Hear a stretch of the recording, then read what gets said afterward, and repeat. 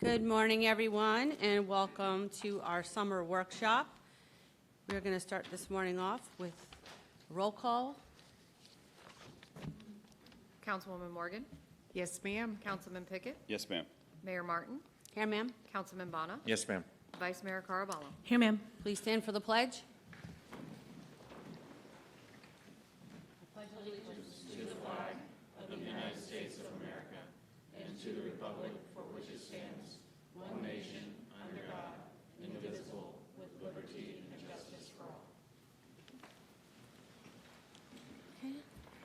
And for public to be heard this morning, I have a person signed up to speak. Ms. Goldberg, please come forward.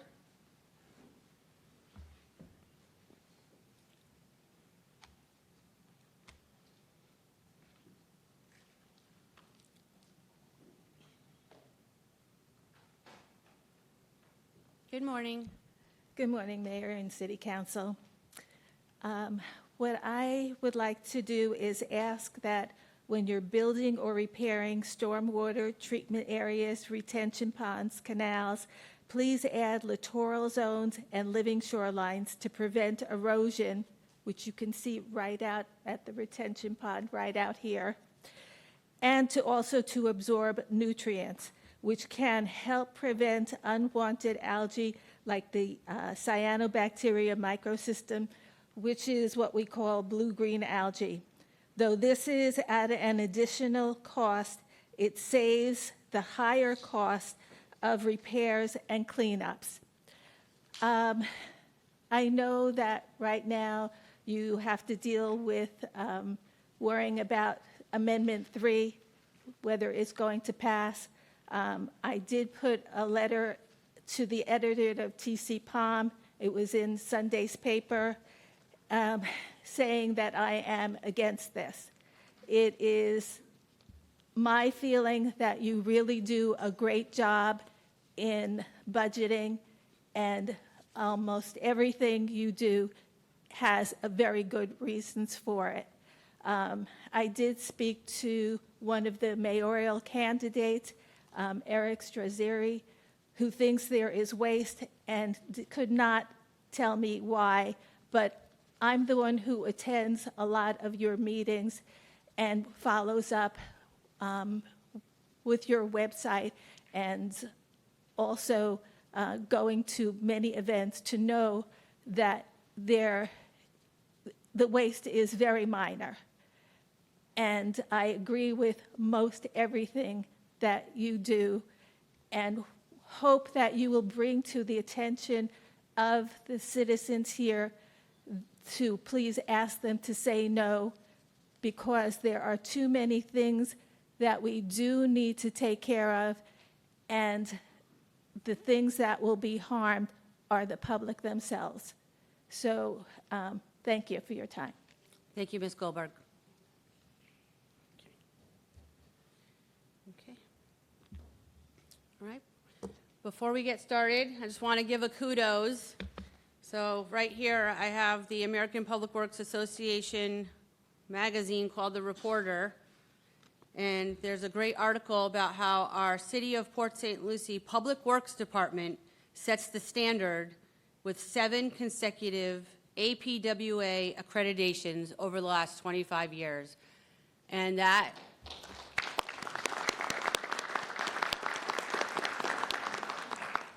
just goes to show how professional our organization is, how our Public Works Department works tirelessly every day with all the men and women who work for the department to make sure that we're getting things done and utilizes best practices. These accreditations are very, very hard to come by. They take a lot of work in order to make sure that we are meeting those benchmarks and standards. And I just want to thank you, Colt, and your entire team for everything that you do, because we have the absolute best, and we're all very, very proud of our entire team. So thank you so much. And the public needs to know, right? It's very important to share. With that, Mr. Morejo, you have some opening comments for us today.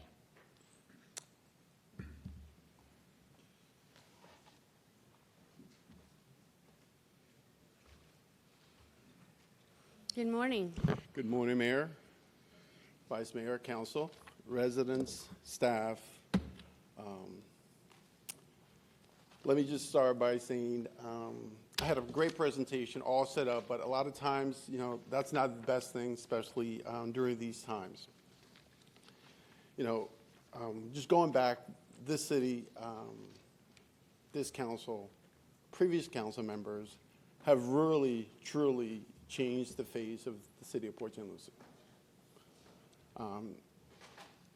With 37 years that I've been here, working in the trenches, no different than a lot of our employees, I've been part of this transition that has occurred. And I am so proud as far as how much we've accomplished in the 37 years that I can say that I've been here. Reflecting on that, there's a short presentation that I truly understand also what the residents have seen that this council, previous council, this staff, or your plus 1,500 employees have done for this city. So with that being said, let's just gonna take a peek at that, and then there's going to be a small turn. Favorite part of Port St. Lucie is all the parks in the community. Being able to go to parks and play sports. It has wonderful parks, so I can take my grandchildren to play when they come to visit. Also, all the green spaces. All the wildlife, especially the sandhill cranes, which are my favorite. We love the outdoor spaces, we love the fauna, the greenery, and we love the people. I love the people. I love my community. It's the most beautiful, diverse area. My favorite thing, actually, has been watching this place grow. I remember as a child, 95 being just a very narrow road and watching it grow and develop over time. It's amazing the growth that this city has gone through. It's just amazing. My favorite thing that have happened in Port St. Lucie is the widening of Port St. Lucie Boulevard.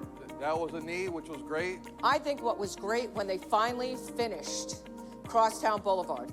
Being able to build the very first year of the Youth Council and seeing it grow to what it is now. One of my favorite moments in Port St. Lucie was the opening right here at the port. It's so peaceful, and there's a lot of entertainment at times. When they built the Mid-Florida Event Center, that's when I knew we would have a lot more events to celebrate. My favorite moment would be when they're celebrating the Haitian flag. These events where you can come out and enjoy your neighbors and your friends. I love the Earth Day festivals and all the others. They're really fun. I like that Port St. Lucie does a lot of family events. Hanging out with the kids at fun events in the city. One of the best things about the city is the city gets feedback from all of the residents. I attended my first Citizen Summit. I learned so much about the city. Every event, everything they're doing here is make people happy. We love Port St. Lucie for the hometown feel. It was the first time I ever had a grabber in a bucket.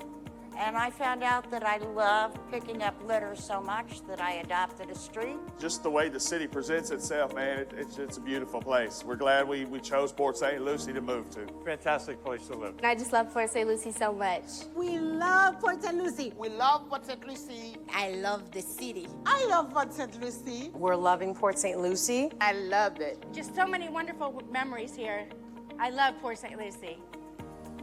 Anything you want to say?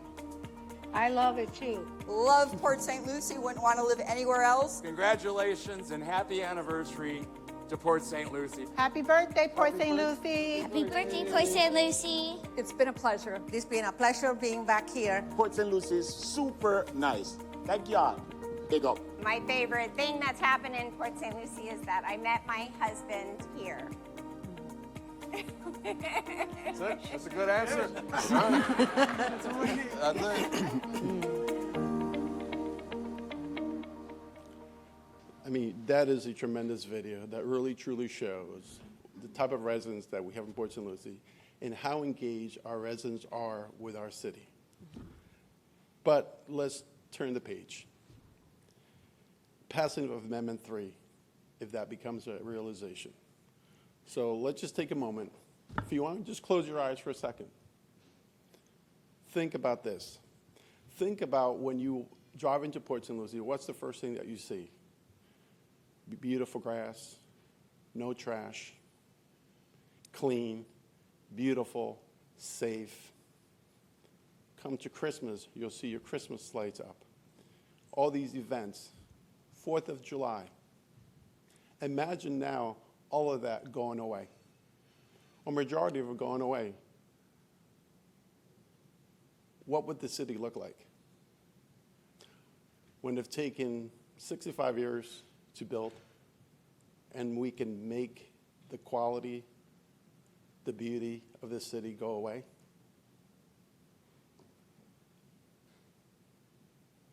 What do you think Port St. Lucie is going to become? And a lot of that is going to depend on what happens here. A lot of it is going to depend on what happens November 3rd.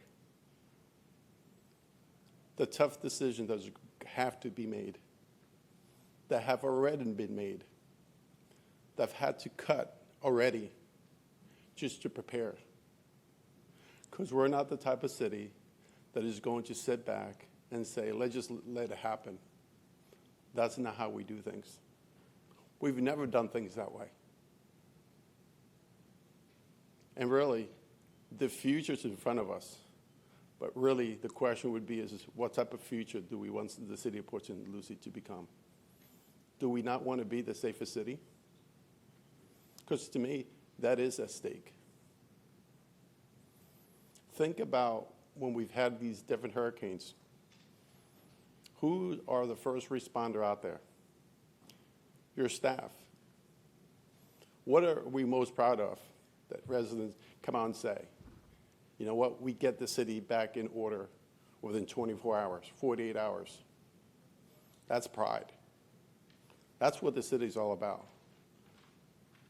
We have a lot of pride, but I'm here to say and tell you that I've been through difficult times. I've been through hurricanes. I've been through fires. We've ran out of water. You name it. I've been part of it.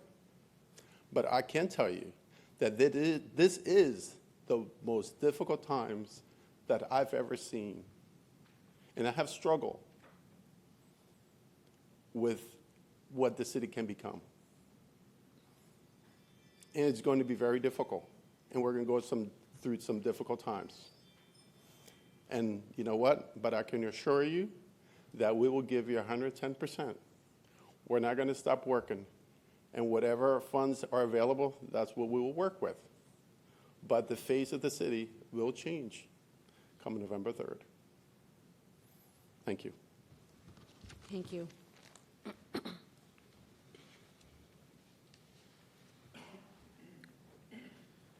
Okay, we're going to move on to our Utility Systems Department capital projects and proposed rates, fees, and charges. Good morning, Mayor, Good Vice morning. Mayor, Council, City Manager, John Eason, Assistant Director for the Utility Systems Department. I am a military veteran, licensed professional engineer for the state of Florida and Georgia. I have 28 years of experience working in the utility and engineering industry, and have had the pleasure of working with the city's utility department for the last 11 years.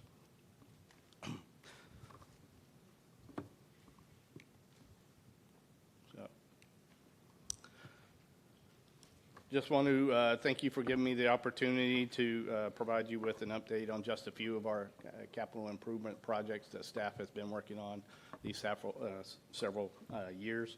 I also want to recognize our staff for all the hard work and dedication they put in, day out, to make sure these projects are completed. This first slide, I jumped way ahead. Going the wrong way. Yeah, I'm done. All right. This first slide is all the utility works that we have done with the roadway projects for relocating the utilities as the drainage and other improvements are being made. Just to go through the list pretty quickly, most of these projects are driven by either Public Works or city projects or the Florida Department of Transportation. Our utility relocation portion is usually involved in the actual construction of the project. This is kind of to help lower the cost for the utility, so we don't have to pay for some of the extra items that would be needed if we did these projects on our own, like MOT and/or restoration after the fact. So that's kind of included in the roadway project. That kind of saves us some money there. The first project is a city project. That's the Floresta Drive Phase 3. The utility portion is approximately 80% complete. We're hoping to have the rest of the utility work done by November of this year.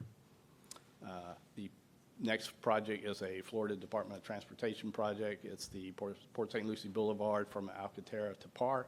The utility portion's roughly around 40% complete. We still have a long way to go. It's not even estimated complete until February 2028. The next phase is also a Florida Department of Transportation project. That one's currently in design. It's the Port St. Lucie Boulevard from Parr to Becker. The design phase for the utilities is approximately 90% complete. Going back and forth on the finalizing the plans. The construction timeframe is now estimated to begin summer of 2027.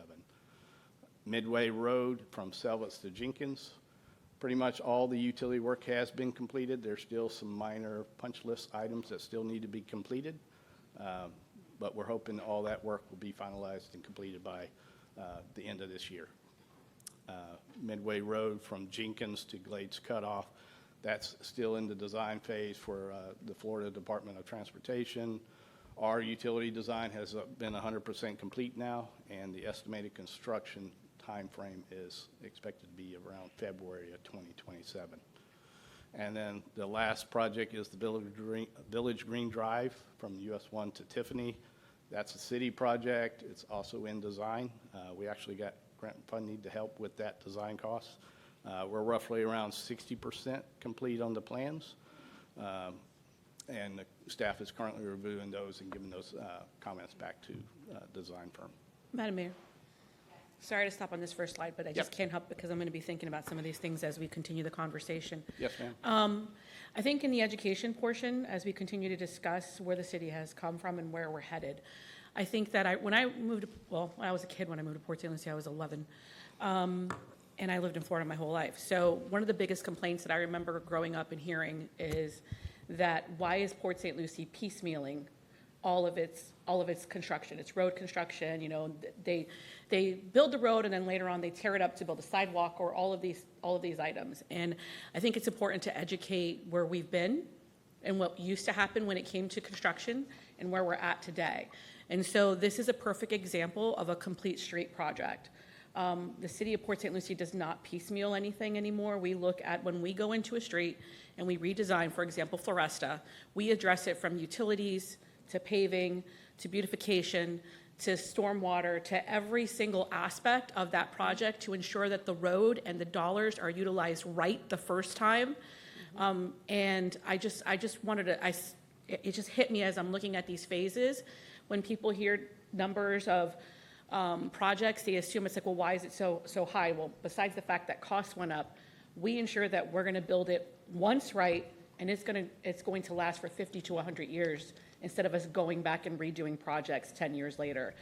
I know we'll have future conversations about other projects, but those are things that, as we move forward with how do we pay for things, I'm really concerned about either projects taking too long because we're not going to be able to do that complete street model, or the potential of going back to piecemeal things just to be able to put Band-Aids on things to survive. And I think the education is important so people understand like what's the difference in how we construct today versus 30 years ago.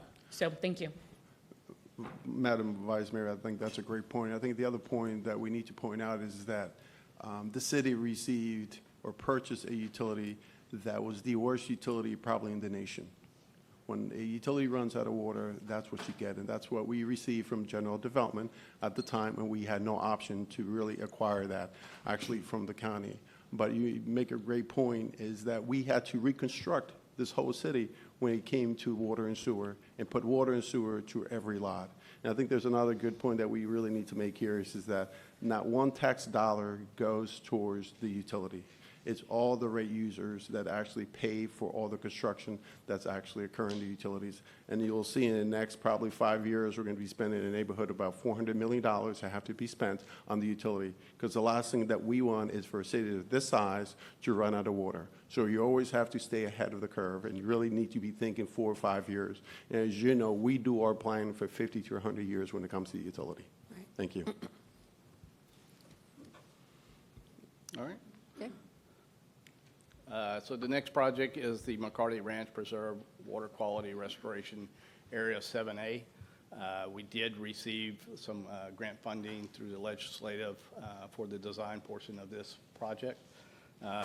This project is geared to pulling, like several of the other water quality impoundments that we did, pull water from the C-23 to store to avoid sending that downstream to the North Fork of the St. Lucie River. It will also be used, as Mr. Murray had just mentioned, in our future surface water drinking facility that we will be doing down the road. This water, we capture that and we can use for drinking water. The project's currently under design. The engineer is currently coordinating with all the permitting agencies that are required that we have to go through in order to make this project happen. We're hoping to have the 90% submittals completed by September of this year. The Prineville Deep Injection Well number 2. So this project involves a redundant deep injection well for the concentrate disposal of our Prineville reverse osmosis water treatment facility. Just wanted to highlight that the original bid for this project came in at $19 million. Through the collaboration with the contractor, city staff, and procurement, we were able to lower that price down to $15 million. We did have to negotiate some additional time that they wanted to make sure the project got done, but we ended up saving approximately $4 million on this project just by doing that collaboration. As far as the activities, the drilling process has already been completed. The drill rigs have been removed. The driller has been demobilized. We're currently working on all the above ground piping. That's with a separate contractor, and it's currently underway. The Western Raw Water Main project. This project is to convey raw water from our future well sites that we are planning on constructing on the west side of I-95, just south of Midway Road. It's to convey that raw water back to our James E. Anderson Water Treatment Facility, just to give some more redundancy and capacity allowed. The project involved approximately 13,000 linear feet of main that has been installed. The contractor is currently making all the final connections on that, and we are hoping to begin the testing phase of that whole portion of main at the beginning of next month.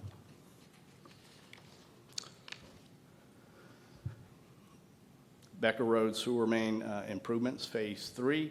This project includes the installation of approximately 3,500 linear feet of low-pressure main. This is to help kind of alleviate some of the pressures that we are seeing in some of these mains to avoid overpumping and reduce the cost of electricity. The project involves that main is going to be on Becker Road, just east of I-95. Design has been completed, and we're currently receiving bids and comparing those, and hopefully have this to council for approval next month. John, this is a continuation, right, of the other projects Yes, that were ma'am. happening along Becker Road, correct? Yes, ma'am. Thank you. The Darwin and Becker Road Parallel Force Main Project. This project is needed to accommodate for the additional flows that we are seeing for the developments that are going on Becker Road east of the Turnpike. Unfortunately, the existing main does not have the capacity to meet those additional flows. This additional main will help relieve those pressures. The design firm is finalizing the plans as we speak to address some of the comments we've received from the Florida Department of Transportation, the Turnpike Authority, and city staff. We're hoping to have this project out on the street by September.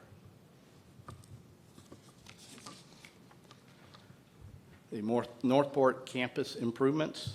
This project is to relocate our existing warehouse that is located currently at our Prineville Water Treatment Facility over to our Northport site. In doing so, this will provide additional storage for our parts that we store on site to make sure we have the components needed to do our work, along with equipment storage and some additional work areas for our field staff. Project is the design for the site work and the stormwater improvements has been completed. It's currently out to bid. We're hoping to have that out soon. And then the request for the qualifications for an owner's agent for the remaining design is currently in procurement's hand. Hopefully have that to you out to bid next month. The Prineville Water Treatment Facility generator replacement. So this project is to replace the existing generator at our Prineville Water Treatment Lime Softening Facility. We did receive approximately $400,000 in grants through the Hazardous Mitigation Program. We also were able to save approximately $28,000 in tax savings through the owner direct purchase process during this process. All the equipment has finally arrived on site. The contractor has mobilized and is currently removing all the existing equipment and hopefully start the installation of the new generator and its equipment here shortly.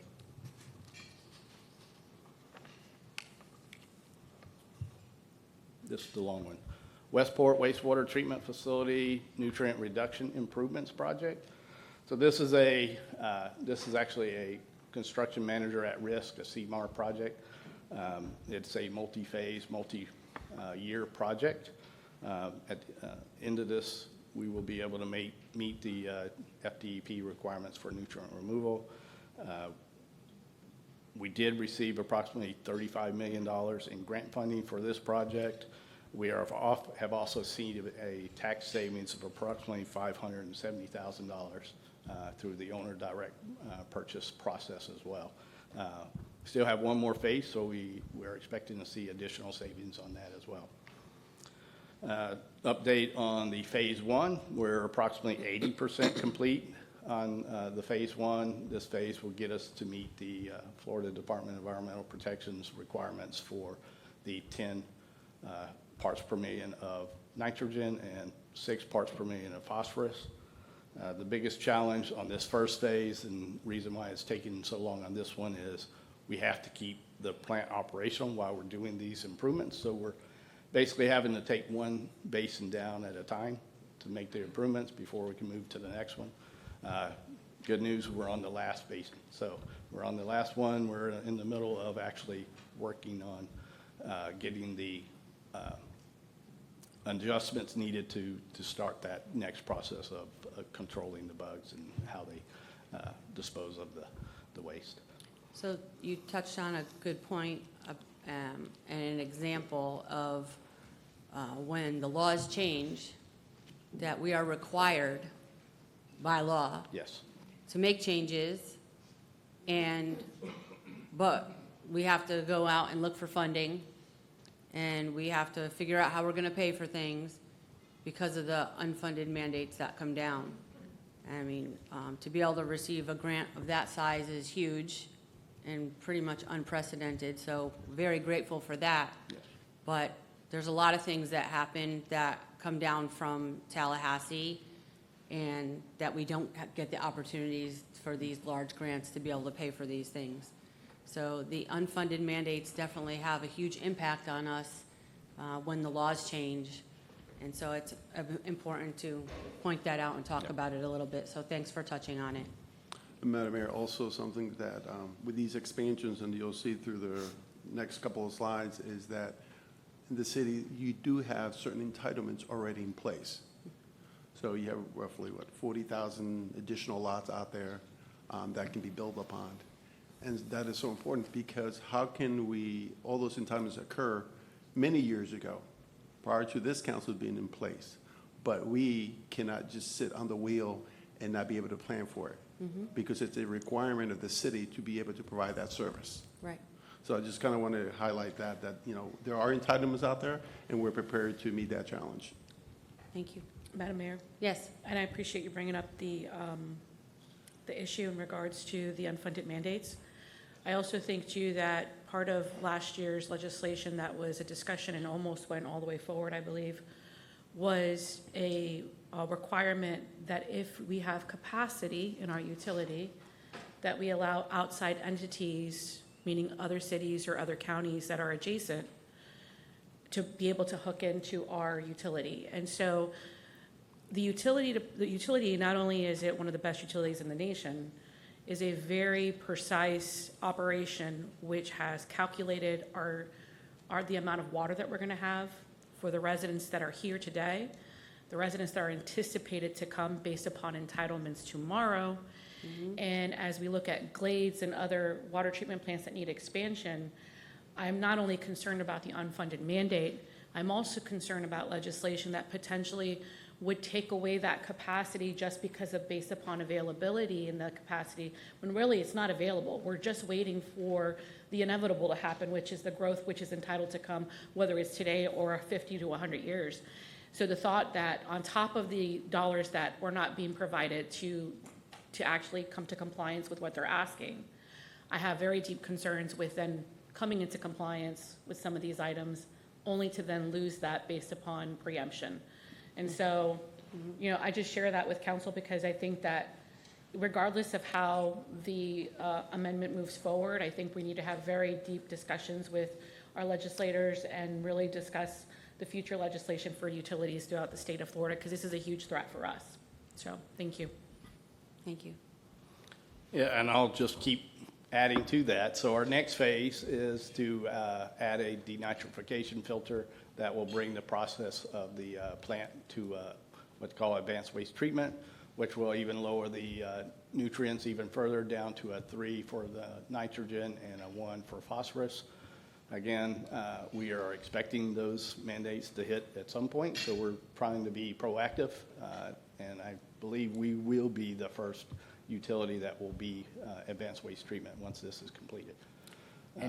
And if I may add to that, John, thank you. I think it's an important part. So that AWT, advanced wastewater treatment, when that change in legislation occurred, the city was committed to expand the wastewater plant in size and was fully permitted. We had the design 100% complete, and the basic management action plan was released and otherwise changed requirements for treatment, and we were ready to go. And so staff at the time had paused, had to re-look at the improvements that were necessary, the costs associated with such, and it was decided against expanding that facility. However, significant investment in that site to meet those standards. I will give credit of the team and staff seeing the writing on the wall, advanced wastewater treatment, they chose then, and I think that's what helps with the assistance of so many and Kate's team on going and getting those grants. That's why the city was able to get that for advanced wastewater treatment. What we see now is a lot of wastewater plants, when they come up for their permit revisions, Florida Department of Environmental Protection is already pushing plants to say you need to meet AWT.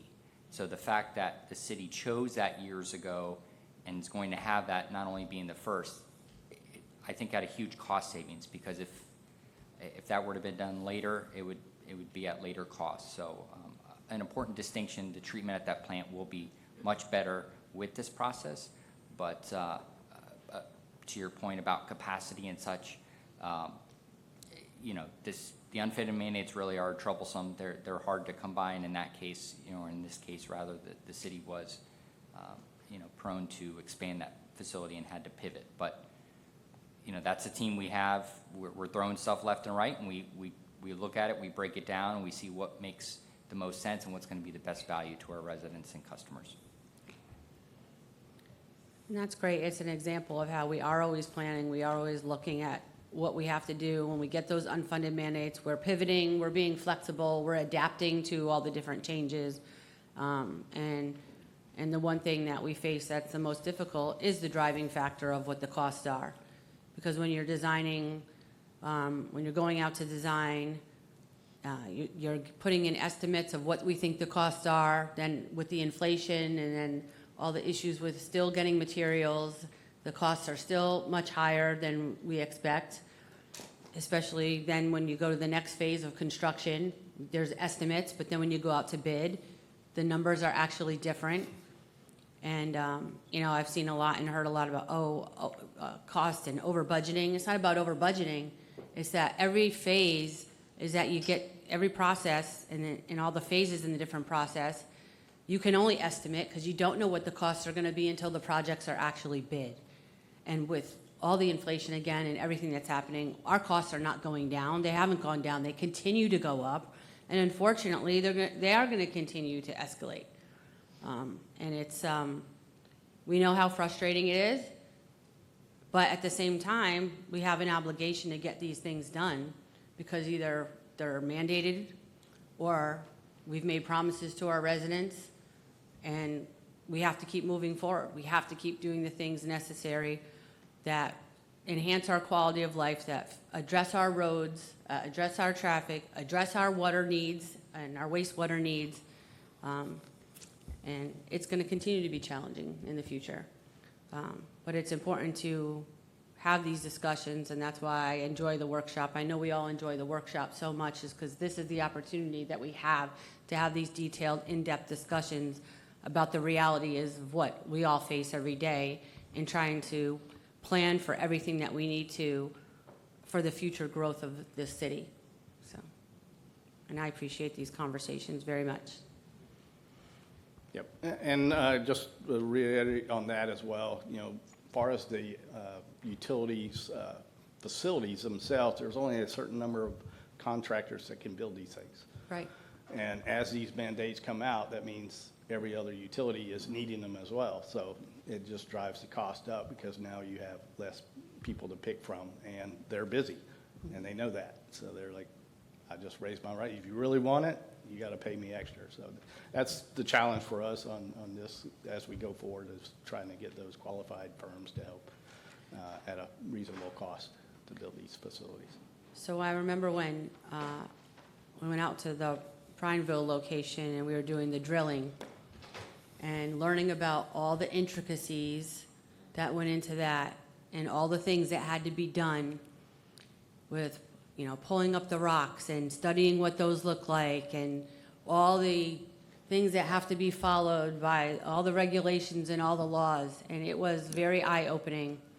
And I remember saying, if our citizens even had a clue about what all this entails and everything that has to be done just to get to this point and to do what we have to do, you know, I wish everyone could learn about it.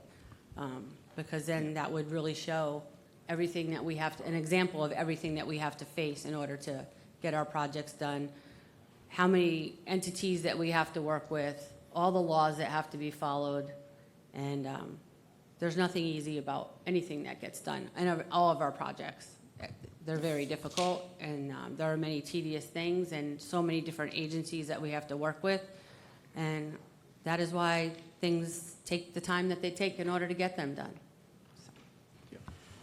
Yes. So I just wanted to say to you in regards to cost increases and then cost changes throughout a project, you know, obviously any amendment to a contract is public record and we have to vote on it at a council meeting. And I mean, I know we all review them, but I review them in detail. And 9 out of 10 times, almost every time that I see it, it's usually because there's unforeseen things in the project that were unable to be predicted prior. So perfect example is Port St. Lucie Boulevard. Mm-hmm. You know, the city has a lot of new projects going in the ground, which we're able to control how they're built today. But the city is over 60 years old, and some of these roads have been around for a long time. And Port St. Lucie Boulevard, when those plans were actually designed, much of what should have been documented or documented accurately 60 years ago was not. And so when you have an issue where you're having to now reconstruct a road and the pipe is off by a foot, and now the contractors hit that pipe because the plan showed it or didn't even show the pipe, and now you have an unforeseen cost. And so I know we hit technology hard because I think everyone in the world is concerned obviously about AI and all these things that are going to change the way we do business and the way they do business and jobs. But in a way, I'm very glad to see technology move forward because we're going to hopefully have better plans, better designs, better records to ensure that things are cost savings in the future. But, you know, that's like even this Westport treatment, nutrition reduction improvement, on top of what we have to do, we're also having to analyze what was done before, and things were done differently back then. So we're having to readjust. So I just wanted to share that because we were talking about cost increases sometimes to a project. And again, it's all public record. You could look at the amendments. It'll lay out basically exactly what the amendment's for and why the cost changed. So thank you. Yep. And then continue on. Phase 3 is to construct 2 reject tanks at the facility. This was, again, a mandate from the Florida Department of Environmental Protection on our effluent disposal means. We have to have additional storage on site should we not meet our requirements on our effluent disposal. That project is currently finalizing on the design right now. The design engineer is adjusting the plans for our city staff comments along with the CMAR comments.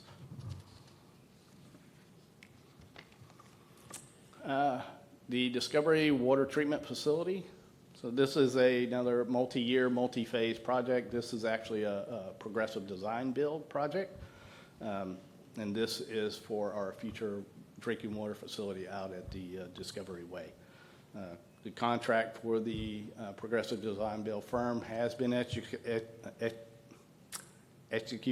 and the preliminary design and collection of data is ongoing. We are expecting to have the 30% design plans ready for us to review in December. And the plant is actually expected to be operational by the end of 2029. So, and this plant is, right now, we're working on a 10 MGD plant, but we are, again, looking to the future, so we are making sure it's expandable to 30 MGD, along with making sure we have the site layout for the future surface water treatment facility that would be coming down the road. The Discovery injection wells. This project includes 2 deep injection wells along with a monitoring well for the concentrate disposal of the future Discovery water treatment facility. The contract was issued back last month in June. Staff is currently reviewing shop drawings as we speak, and we are expecting to hopefully have the contractor on site by next month.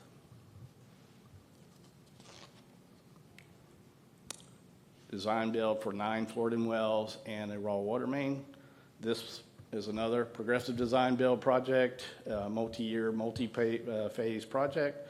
Will include the construction of 3 Floridan wells for the JEA water treatment facility, along with 6 additional wells for the future Discovery water treatment facility.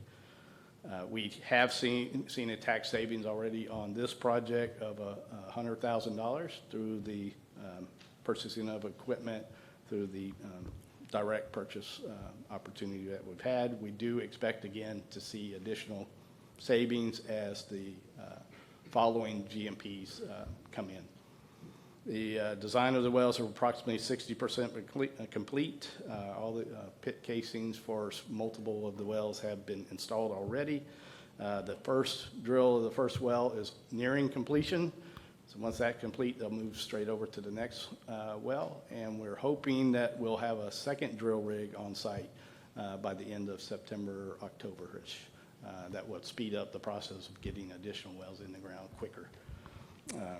We have received the second GMP guaranteed maximum price proposal from the firm, and currently in review. Once we have that, hopefully we'll have that to you guys for approval next month.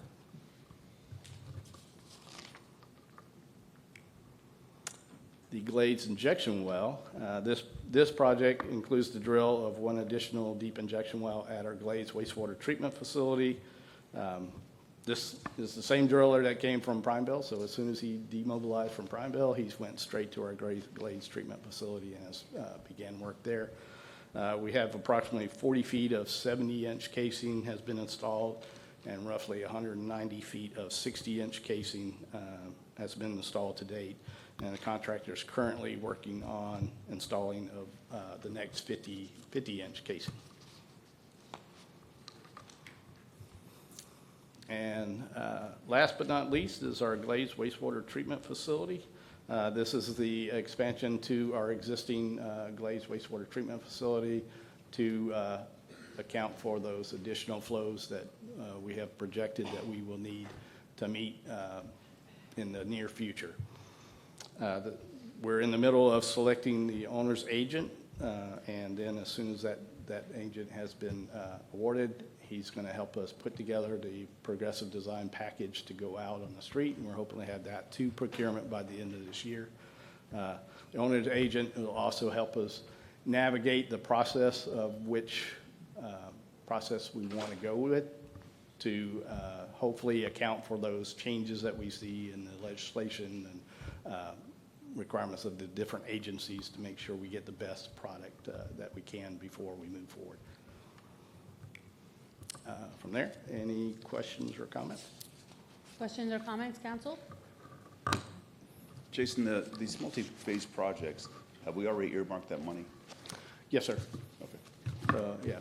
Typically, the way I've been doing is slating certain amounts of dollars each year as the project. I just want to make sure we progresses. highlighted that. Yes, sir. Thank you. If I may just add too, in relation to the Glades wastewater plant and expansion, so plant capacity fees were evaluated a few years ago with a rate consultant.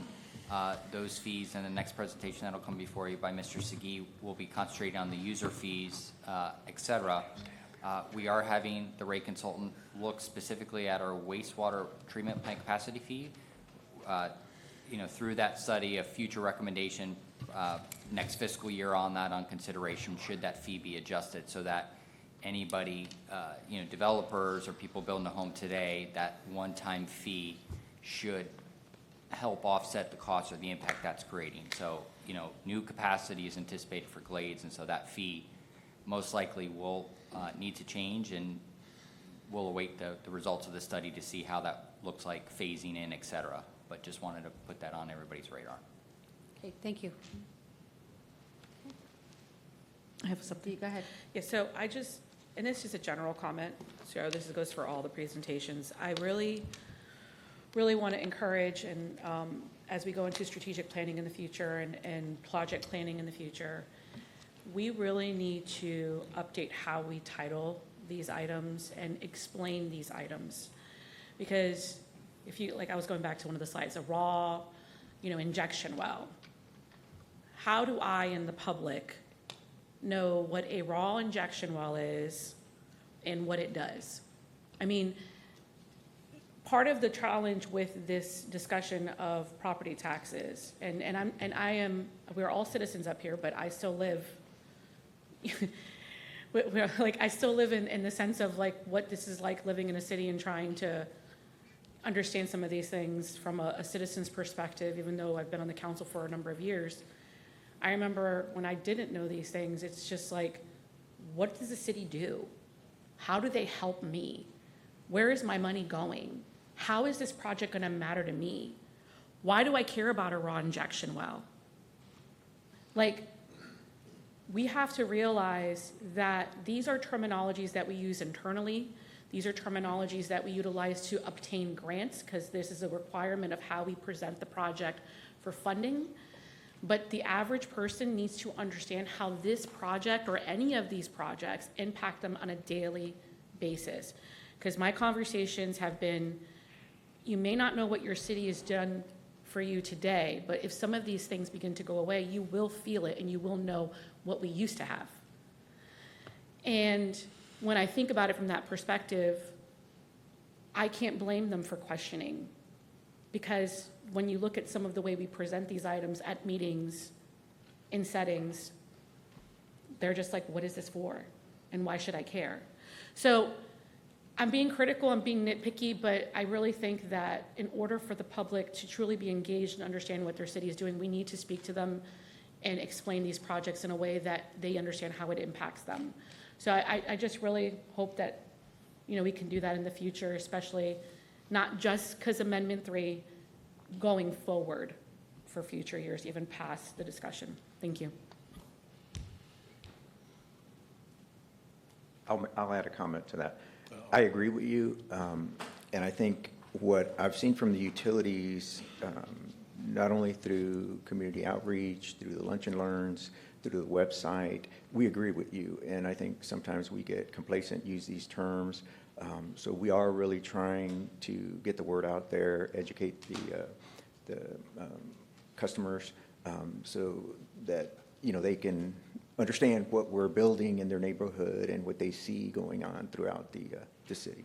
I appreciate that, Danny. I just, like, for example, what does a injection well do? Just really quick. Yeah, go ahead. Tell the public.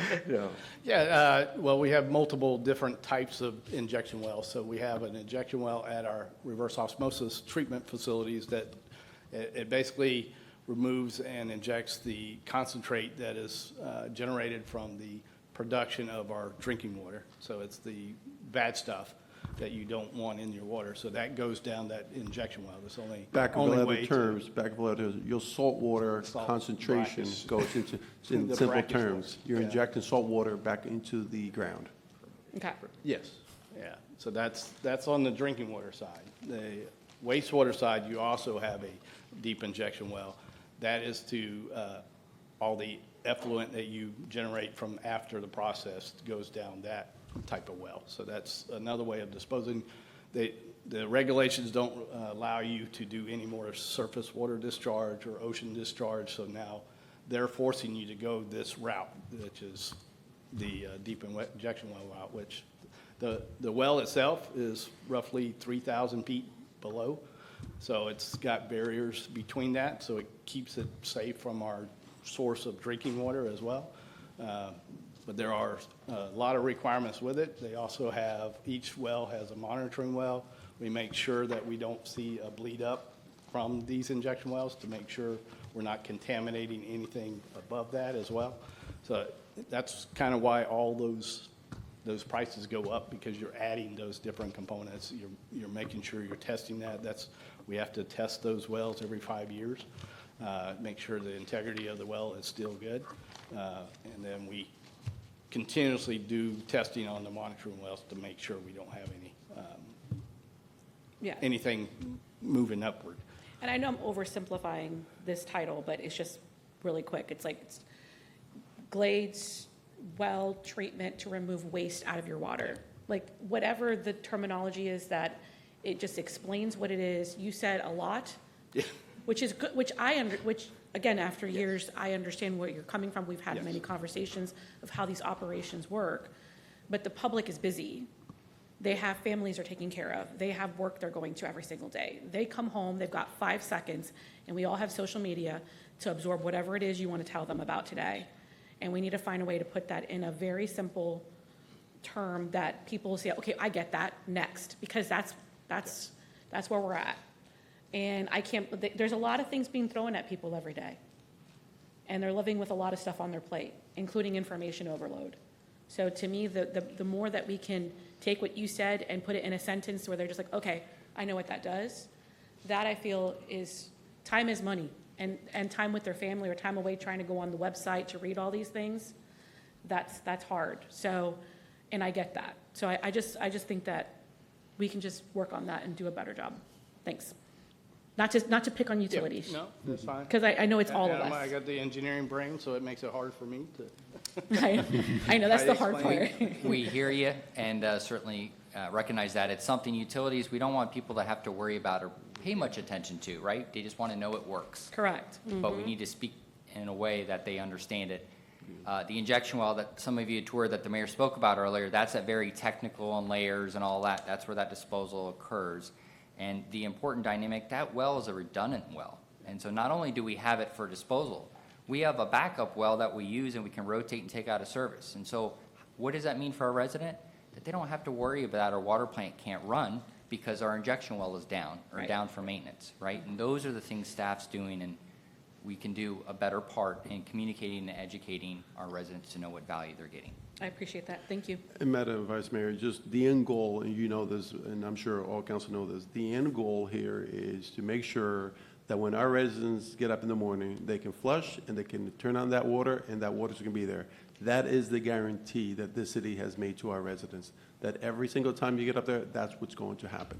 And if that gets disrupted, I'm sure I will not be here, because that's a failure in our part. So that is the guarantee. All these projects goes back to that one item, to make sure that you have reliable water and sewer. That's the end goal. And you're absolutely right. Can we do a better job of explaining it? Absolutely. We can definitely work on that. Thank you. Yeah. With that, I'll get 10 minutes. I'll have to change all my language for you, fix it. No. I'll do my best to present it in simple terms. Mayor, Vice Mayor, Council, Directors, staff, residents, my name is Daniel Segui. I'm the Senior Assistant Director for the Utilities Department. I am going to be talking about the rates and some other issues. I've been with the city 29 years. I started at the wastewater plant, where Jesus was the director. As a lab technician, I received my wastewater C license and then had the opportunity to move into management, and here I am. With that, I will start with the topics. I'm going to discuss customer growth, water and sewer rate adjustments, the water connection fees, and sewer connection fees, and then septic to sewer conversion program. Currently,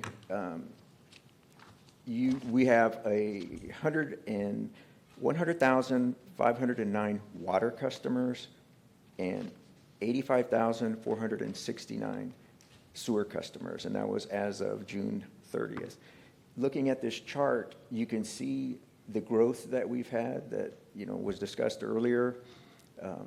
You see how the connections have gradually increased. 2004, 2005 is when we hit the Jeanne and Frances hurricanes. We were able to get contractors in to assist us, with the sewer installations.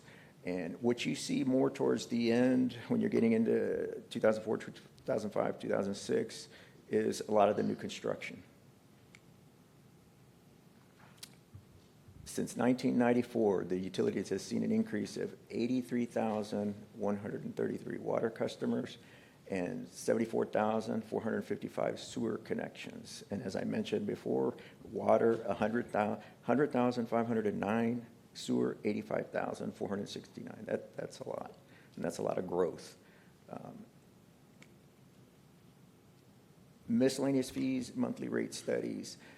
Raftellus, we've used them, in the past. 2004, they did their study.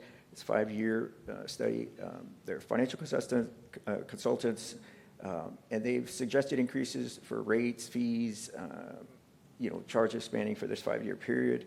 They work with strategic planning, financial sustainability, expenditure to review, and service level impact. So the analysis for our day-to-day operation cost is with a review for treatment plants, field operations, customer service, and they provide suggested incremental annual increases for the next 5 years.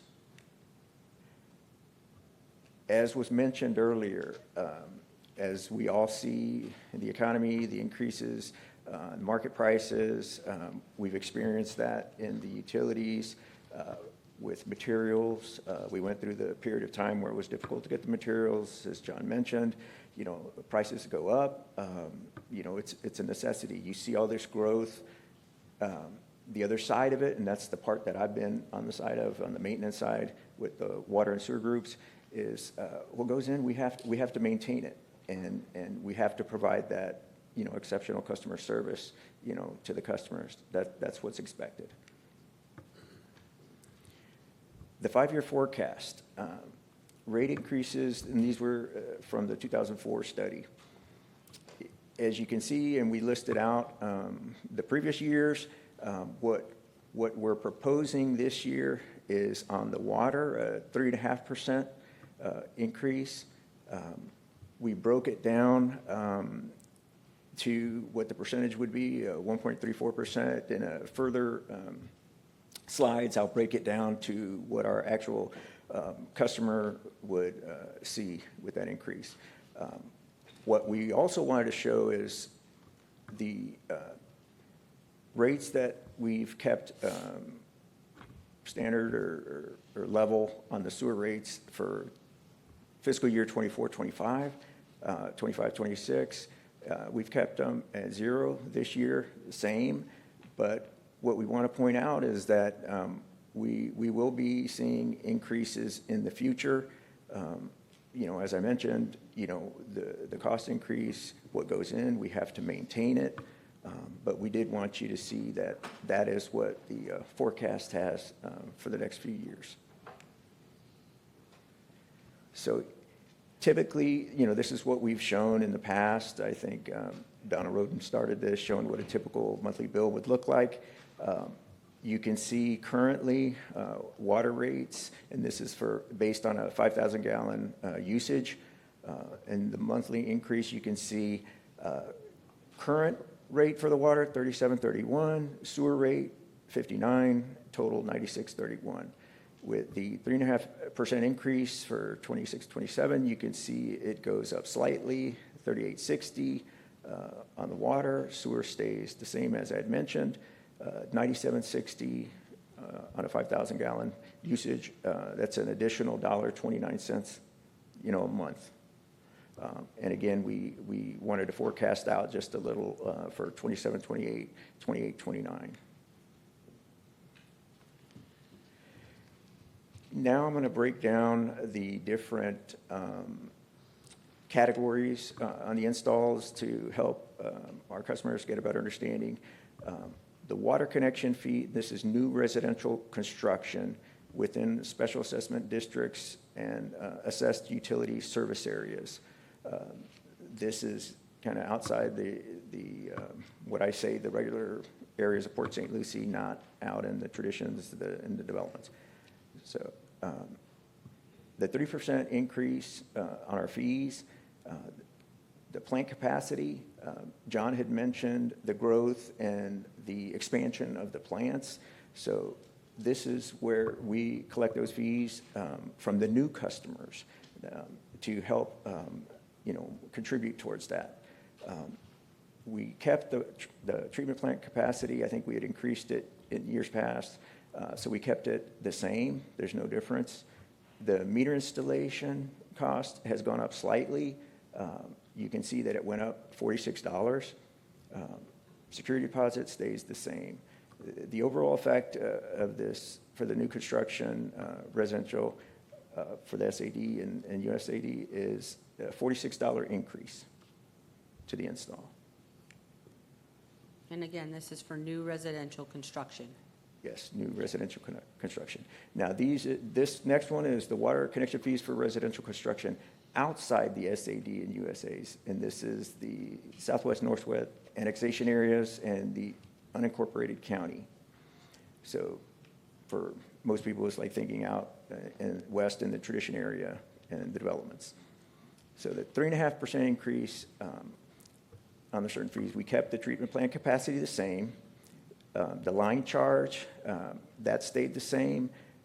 Meter installation, you see the slight increase of $46. So again, the increase for the total for a customer in that situation, $7,095 was last year, $7,141 is this year. And let me go back and touch on the line charge. Again, the new customers coming online have to pay that additional cost in order for us to cover the cost for our installing the additional lines and what's needed to provide them service. So we don't put that on our existing customers. This is the residential well to water, city water conversion fees, the 3.5%. Again, we keep the treatment plant capacity the same. The meter install, $46. Conversion cost, that's our staff going out, converting from a well to the city water. We increased that $33.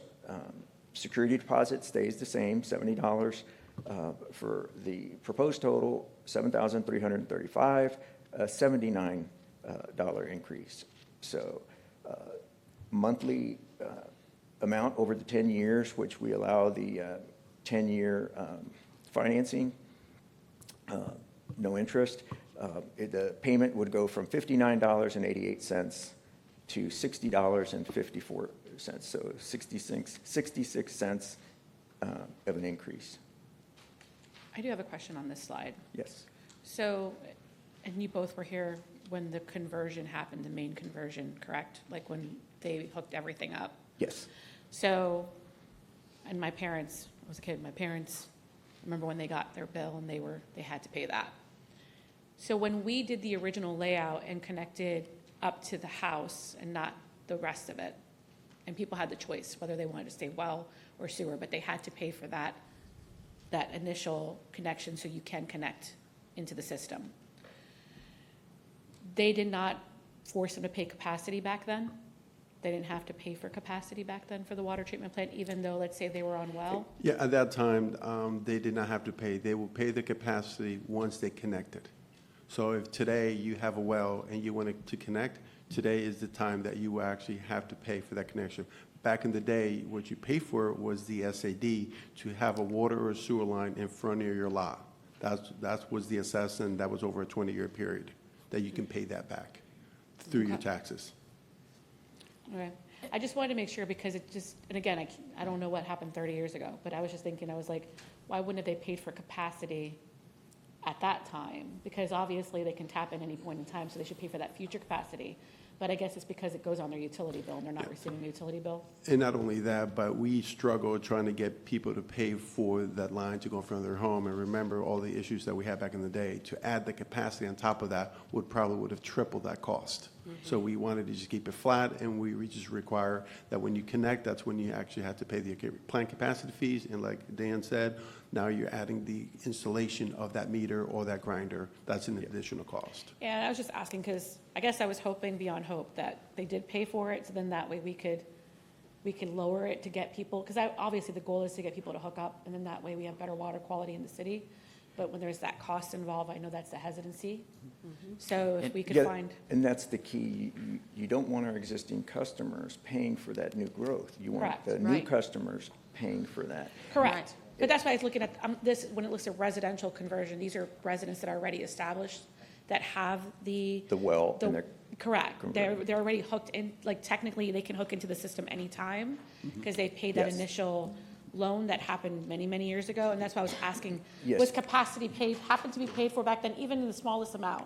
Right. Because then we can bring that down. It's a great point, if I may add, and that's the distinction Danny spoke about the line charge and why it's broken out like different areas of the city, to make sure that customers, when the SADs, the special assessment districts, were previously created and that infrastructure was installed, those properties were assessed, that owner at the time, whatever that may be. And so we want to make sure any fee that we have otherwise charged, they're not double paying. Correct. It would have probably been advantageous of them to have paid the plant capacity fee many years ago because it would have been much cheaper. The downside to that, to Jesus' point, there were significant costs on those assessments, and to add that on, that would have required the utility to build plants for full build-out at significant dollars. And so I think we've done well. I think, to hear your point, a big distinction with us maybe compared to other utilities is from start to finish, the utility takes on that responsibility. If you go outside of our area and, that utility infrastructure may exist, it may not, but in the cases where it does, you're required to hire a plumber to install that line from the meter to the house and do that conversion. You're required to hire somebody to take care of your septic system and install a system, which here, the city is responsible for maintaining. Others, it's not the same way. So again, our residents, our customers get I think a really good value in the products and what we offer. And again, the interest-free financing, some have even taken that and learned from us on, we've been very successful. So thank you. And Vice Mayor, I think sometimes customers get confused because they'll say, oh, I already paid for the install. No, what you paid for is that special assessment, to put the lines in. Now, when you apply, you're paying for the installation cost, and that's what was mentioned. And the comment about the capital charge, I've asked those types of questions when I first came into the utilities to better understand. And you hear now, hindsight, you see the costs, how they've increased. And John mentioned, how much the price of the plants has increased from when we first started the design. Imagine if we would have captured those capital costs back then, it would have been at such a lower cost as compared to actual costs that we see now. Yeah, and I understand why you're getting some of those questions. We have longtime residents that have lived in their home for 30-plus years, like my parents. Well, the good part is the side notes here, less than 300 wells are estimated still being used that could convert to city water. 52 well conversions average per year during the last 5 years. This makes me laugh because I think of the days when it was just nonstop installs. I was lucky to come in to the city in 1996, right when all this was going in, so I was able to witness it. And to see 16 well conversions are estimated for 25, 26. There's months now that we don't get any applications for a well, water conversion. That's how well we've done, and the customers, have really jumped on board to convert over. And are we still utilizing the grant funding that's been provided? Do we still have some of that funding available, or is it something we're going to have to seek? Well, we're constantly, and I'll get into that later, we're constantly looking, for the grants. And I think our staff, along with the city staff, does a good job of pursuing all avenues. I'm talking about the grant funding for conversion encouragement. For septic to sewer? Septic to sewer. I have that in the further presentations, but yes. Thank you. This is sewer connections, fees for new residential construction. And these are sewer with grinders in the SAD and USA areas. So again, treatment plant capacity stays the same. The grinder systems installation cost, which has gone up, we've increased that, $133. Security deposit stays the same. So ultimate, increase is $133. And again, these are, the new customers coming on board. Gravity customers, there's no increase to fees proposed, for the new gravity connections. The cost on those, treatment plant capacity, $3,250. Line charge, $1,972. Security deposit, $110. $5,332 on the gravity connections. And these, again, I use as an example as thinking of the out west, the developments, this is what the cost is, for the gravity connection. These are, this slide is the residential septic conversion fees within SAD and the USAs. We are doing an increase on this. The treatment plant capacity stays the same.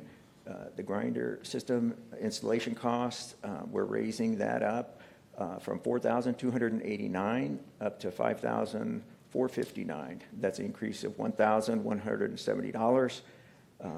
Septic tank abandonment, which is a requirement, for us to do by the regulatory agencies. $609 last year, $626 this year, $17 increase. The total for the installations for installation, $8,258 was last year, $9,445 for this year. It's an increase of $1,187. And again, for the breakdown of the monthly amount over the 10-year interest-free payback, it went from $67.90 to $77.79. That's a $9.89 difference monthly.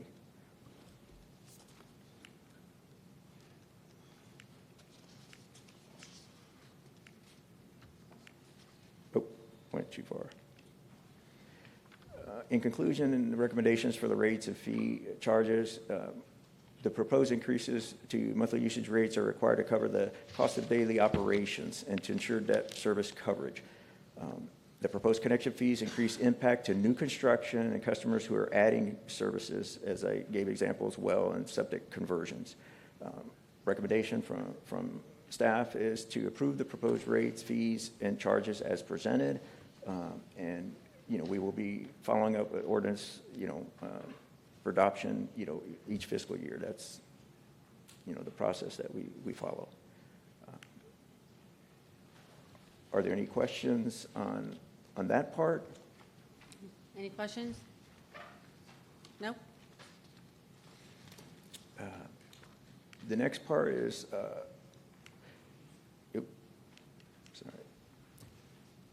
protecting by connecting. This graph really does a great job of showing, Vice Mayor, where I think you were going with this. 11,402 residential septic conversions have been completed since the program began in 1999. And I mentioned earlier, if you look at the date range at the bottom, you'll see a huge spike there in 2004, 2005. That was actually when I was in charge of the water distribution, wastewater collection divisions, the field operations, doing installs. With the growth, we were already falling behind, a little bit on the time when a customer applied to when we would get them connected. We went through Hurricane Eugene, and that really put us back. We were able to come before council and get approval. We brought in 4 to 5 contractors to assist us to help get caught up. So that's why you see that big spike on installations. Over time, you'll see how it's kind of gradually, going down a little. I think in these next few slides, you'll see here's the breakdown, and we kind of wanted to show each district so you can see how many septic systems are left in your districts. So District 1, there's 2,995 septic systems. District 2, 2,679. District 3, 3,387, and District 4, 3,149. 12,210 remaining septic systems within the city. Here's the slide on the grants. So over the years, we were able to pursue grants to identify the areas in the city that were of concern. And it was part of, in 2018, I think it was 18 to 20, where we did the microbial study in conjunction with Harbor Branch, FAU. They had identified areas where it appeared that the septic systems were leaching into the waterways that would eventually lead into the North Fork, Port St. Lucie River. And it was identified through testing that showed, I believe it was sucralose and acetaminophen, and that's what helped tie it to those areas. So when we were able to get the grants, we targeted those hot spots, and you'll see 2020, 21, at the beginning, we were able to get money from, the general fund, the council approved that, DEP grants, Indian River Lagoon Council. So we've worked on identifying the hot spots. Ideally, we'd love to get everybody converted over. I think this was a good incentive where the customers that were maybe considering, applying, were able to get 50% of the installation costs covered. So we will continue pursuing grants to help meet the need, to get these converted over. I think with the utility department, one of the things that I learned in my 29 years is the environmental effect of what we do, water side, sewer side. It's instrumental in almost all the decisions that we make. Yes, there are regulatory requirements, but there's also the culture that we have in that organization and in the city is to protect our waterways. And I think council has been very supportive on that, and we appreciate that. And just to kind of Madam Mayor, just to kind of clarify this slide too, because you see city general fund, how we obtain these grants is also, when we get them, our commitment to the agency is, it's a matching grant. So they've put in 100, we put in 100, and that's to show essentially that we're serious about it. And that's a competitive thing that we have to do in the market in order to be able to get the agency to actually give us the grant 9 out of 10 times. Is that correct, Mr. Segui? Yes, yes. Okay. I just wanted to make sure because, and again, if the general fund becomes strapped, it'll be harder for the city manager to provide that additional funding, which in turn will not provide a match, and then in turn, we may not be able to obtain that grant in the future. Just wanted to put that on the record. Correct. Madam Mayor, Vice Mayor, if I may as well, additional grant opportunities have been, staff has tried to go out and get significant dollar amounts. We are seeing changes in some of the grantors like DEP that, as a condition, not only the matching element, but would actually, they are writing it in such a way that if you were to receive the funds, you must mandate connection, which creates its own unique set of challenges, being that people are, there's multiple stuff to unpack with these conversions. While, environmentally, we want these conversions to happen, we recognize the cost, not only upfront to convert, but then the monthly operating cost is a concern of residents, et cetera.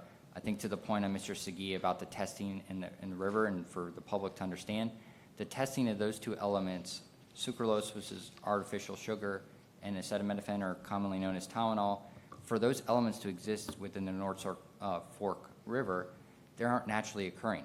And so the only way through that study is that they must be leaching from these systems. And so I think that's important for people to say, because some may have an opinion, well, I have a septic system. How can you tell me that that's creating an impact to the environment? Well, it's through testing.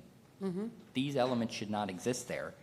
And through that testing showed that it is. And so that's important for people to understand. Increasing the grinder, the cost of the systems are there. I will say, and we've discussed at prior workshops, the 10-year interest free has been great.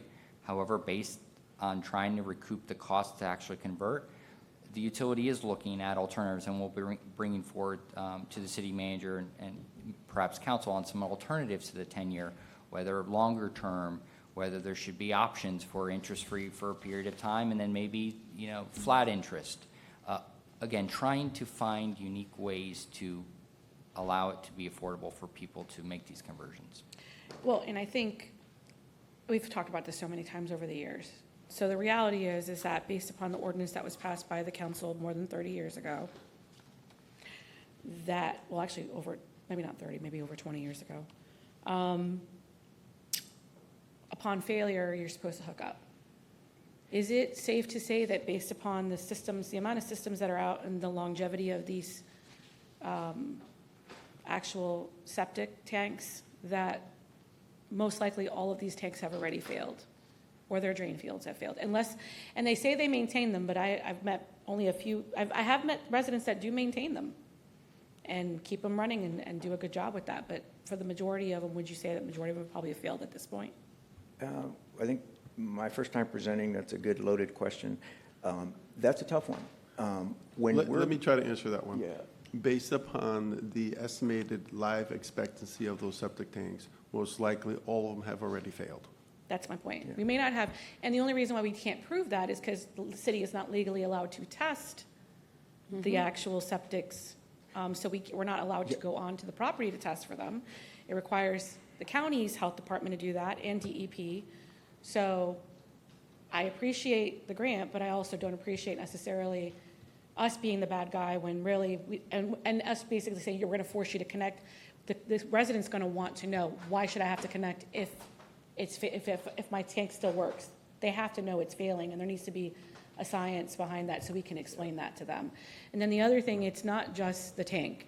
It's the continual bill. And people who live on fixed income and looking at having to pay for water and sewer, especially our senior citizens, have a very hard time with that.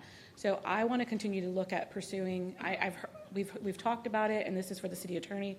I know that there's been discussions in the past that some mortgage companies are requiring yes, conversion upon sale of the property. I really want to find out more about that, because I think that is the optimal time to convert. Because that, to me, that makes the most sense. to force conversion? Real estate transactions with FHA or VA, if municipal services are available, they generally tend to require the connection. Whether it's signed up, the conversion doesn't need to happen prior to the sale of the home, but it has to be committed, and we go ahead and take care of that. There have been prior actions at that trigger point, and similarly, we've had challenges. How do you know the sale of a home? You could have a deed, a death. You could have triggering events that, occurs that how would the city otherwise know? And again, I hear what you're saying, and I think we continuously need to see and find a way, no different with a lot of these spikes. It's the ebbs and flows of growth. So some of these triggers were home selling, right? And so were they getting an FHA loan, and that required it? And so you'll see some trends based on the market conditions there. And with time, regardless of septic system, you're going to continue to see that happen as homes sell and these financing. And I went back to the chart so you can see and kind of correlate the timeframes to when you know there was a lot of homes selling and the requirements to convert to city sewer, and that's why you see some of those numbers in the 13, 14, 15 going that way, a little bit higher. And I think it was attributed to that. And as for your point with the septic systems, I worked a lot with the health department. Back in the day, Jim Duncan, we would go out. We could not, it didn't fall under our jurisdiction. Now, if code enforcement, if our utility employees noticed a failing drain field, septic system, we would notify the health department. We'd work in conjunction with them. Many times we would pump out the septic tank as a health and safety issue until, the health department was able to enforce and get, sometimes, residents trying to get the owners to convert, and the tenants there having to deal with it. So it was a challenge, but again, it didn't fall under our jurisdiction. I don't think we'd want to go out there. It could be viewed as we're telling people it's failed and making them, connect. But I don't think you have to even test, you just see how green the grass is. it's going to require, I believe it falls under DEP now, not the health department. So it would require them to go out and do testing. Yeah, I mean, and I agree. I'm not saying that we should do mandatory testing. I'm just in the sense of being forced to convert and just doing the conversion based upon acceptance of a grant. That's just, to me, that's not helpful in the discussion to the resident. It's just saying, we're going to force you to do this. I just, without them even knowing, okay, why, and is it failing, and no requirement of testing, that's just disappointing. Yeah, I think, to the grants, these have been voluntary, right? So we sent out letters to sets of individuals, and we do second rounds. I'll say even Darwin, we didn't have to send a second round of letters, and that was a new area that hadn't been concentrated on. And so to get 30 people commit to that was very good. So again, if we can find the money and otherwise, it's been working well in that realm where, we're not forcing people, but people are afforded an opportunity, but again, it's limited to the funding that's received. Well, and it's also because we want to make it fair. So, let's be honest here. We could do 100%. We could take the grant, do 100% conversion, and they pay nothing for the conversion. But you guys went through a painstaking process to see, okay, what would be fair? How much did people pay at full price? Like my parents who bought into the water system upon hookup 20 years ago. And those that have paid full, what's the average amount that people pay to ensure that the new people hooking up, if they get the 50% discount, are not benefiting more than the person that paid full price?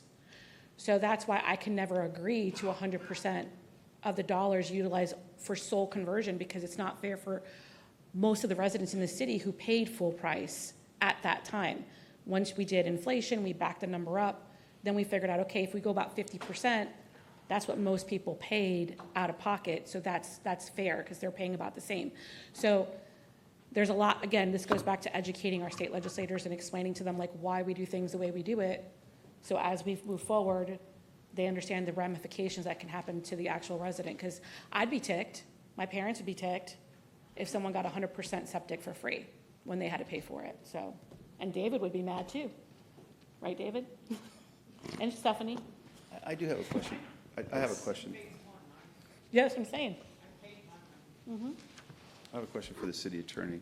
Is it doable for us to pass an ordinance where requiring at the sale of the home, the new resident hooks up, or somebody pays for it, hooks up to city sewer?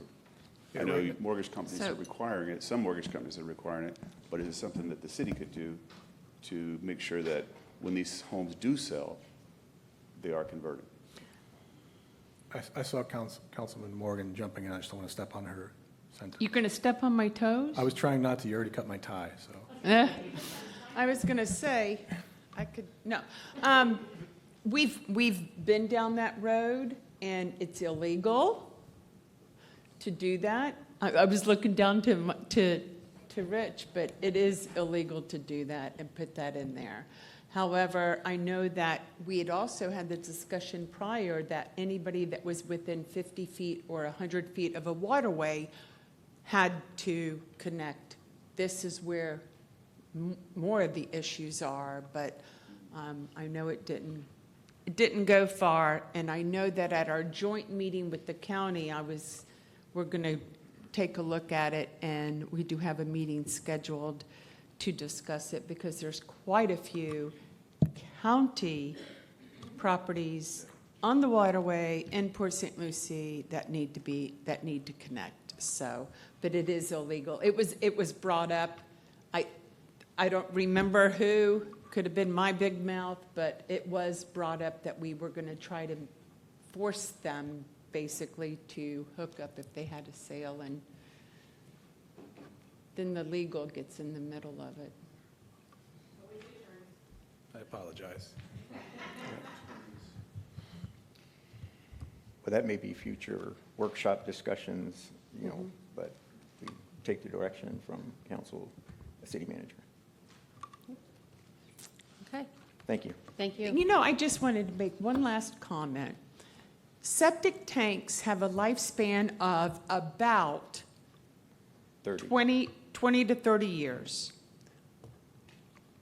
I know my home that I built was in the moratorium for phase 1. So until all of the water and sewer lines were installed, we could not build. That was 30 years ago. Mm-hmm. You cannot tell me that these septic tanks in our city are younger than that and haven't failed in some sort. And it's sad because I know that it's just, especially the ones that are on the waterways, is really concerning. We are talking about safe, clean, beautiful in our waterways and the Indian River Lagoon, and here we have septic tanks right there on the water side. So it's a slippery slope, and it's difficult, but it definitely needs to be done for safety. But just remember that the majority of them are actually within the county, and that's within with the city that surrounds the city. And the sad part of that is that you don't have sewer available to every lot. Right. So they've never done a special assessment to charge everyone the way the city did back in 94, 95. Right. And that's why when we did the microbial tracking study, we did target and ask for voluntary hookup with the homes that were within 50 to 150 feet of the river. And we have had some success, but again, it goes back to the affordability of people not wanting to do it because their bill would, even with the grant, would go higher. Yeah, and that's what we hear most of the time. And I will say the last letters that we sent out for the Darwin area, that was good response. We got a lot of good response out of that area. That is a good response.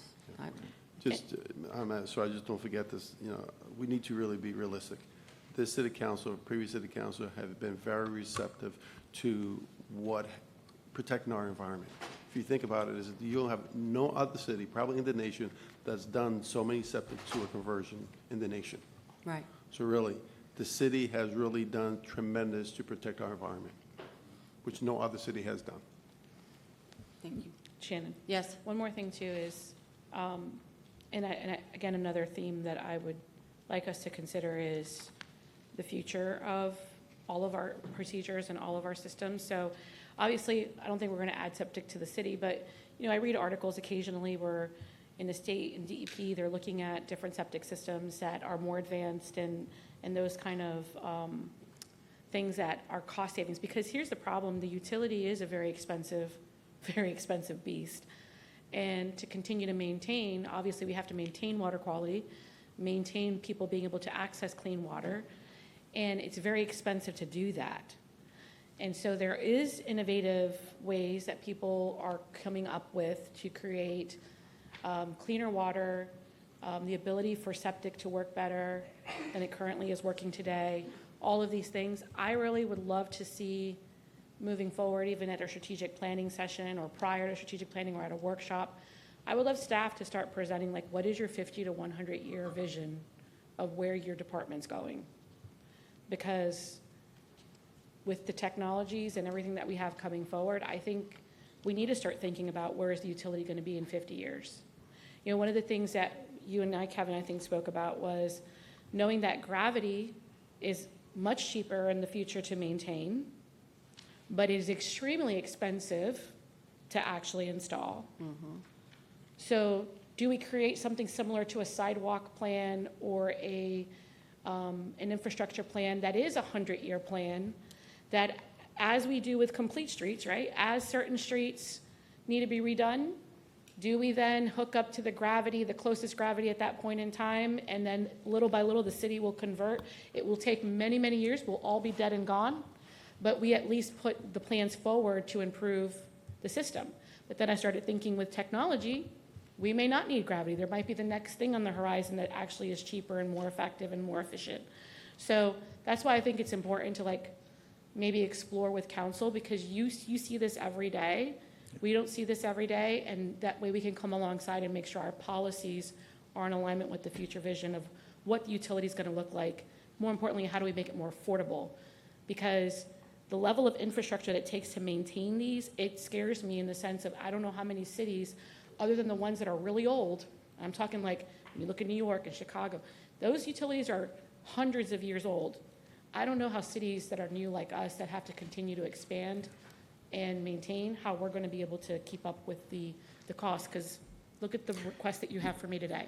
Yes, and Vice Mayor, the challenge with that is, as I mentioned, I come from the residential side of it, overseeing the water and wastewater collection and maintenance groups.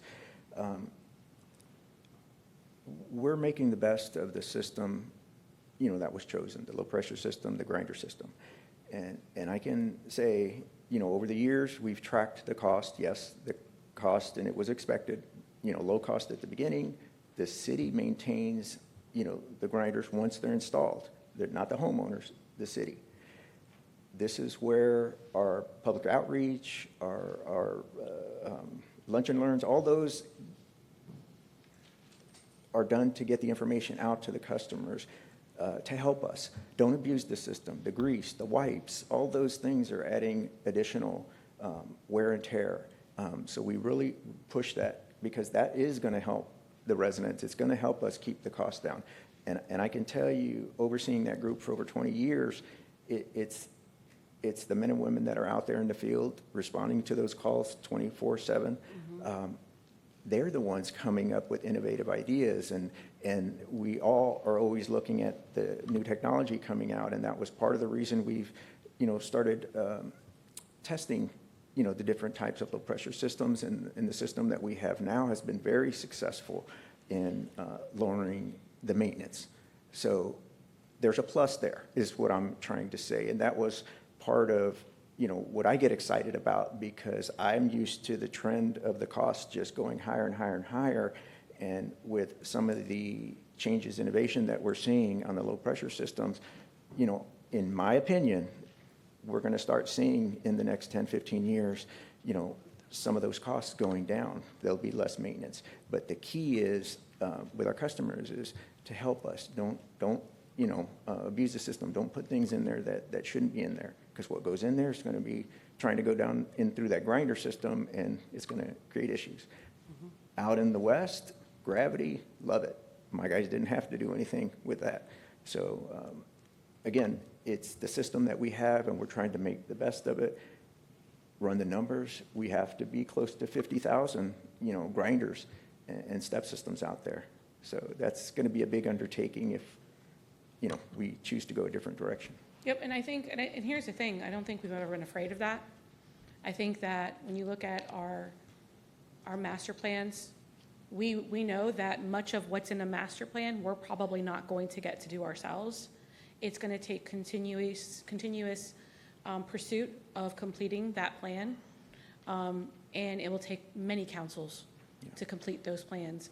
But looking at what's special about Port St. Lucie is that we've had those plans, we learned from history, and much of what we have that many cities do not have is because of the vision. It's because we captured it. It's because we set the plan out and we followed it. And so it is a huge undertaking, but I definitely want, because things are only going to get more expensive. No matter however much gravity costs us today, take 50 years, it's going to cost even more. And so for me, it's just that thought process of how do we get to continuous improvement and efficiency and cost effectiveness over time.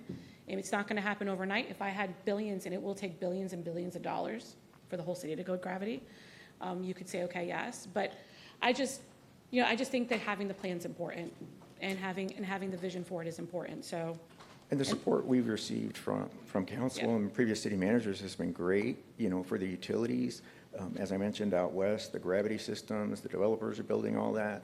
The key for me, coming from that maintenance side, is making sure that it's installed properly. Correct. Because that's getting turned over to the city. That's going to cost the taxpayers money down the road if it's not, put in correctly. And I think that's where you see us, with our inspectors, and, we're trying to be as diligent as we can to make sure that they're following the specs, because we know that's going to belong to us, and we're going to have to maintain it. For sure. So we both appreciate hands. your support, when these issues come up. Thank you. Thank you. All right, we're going to take a break. We'll be back in 15 minutes, and we'll continue on.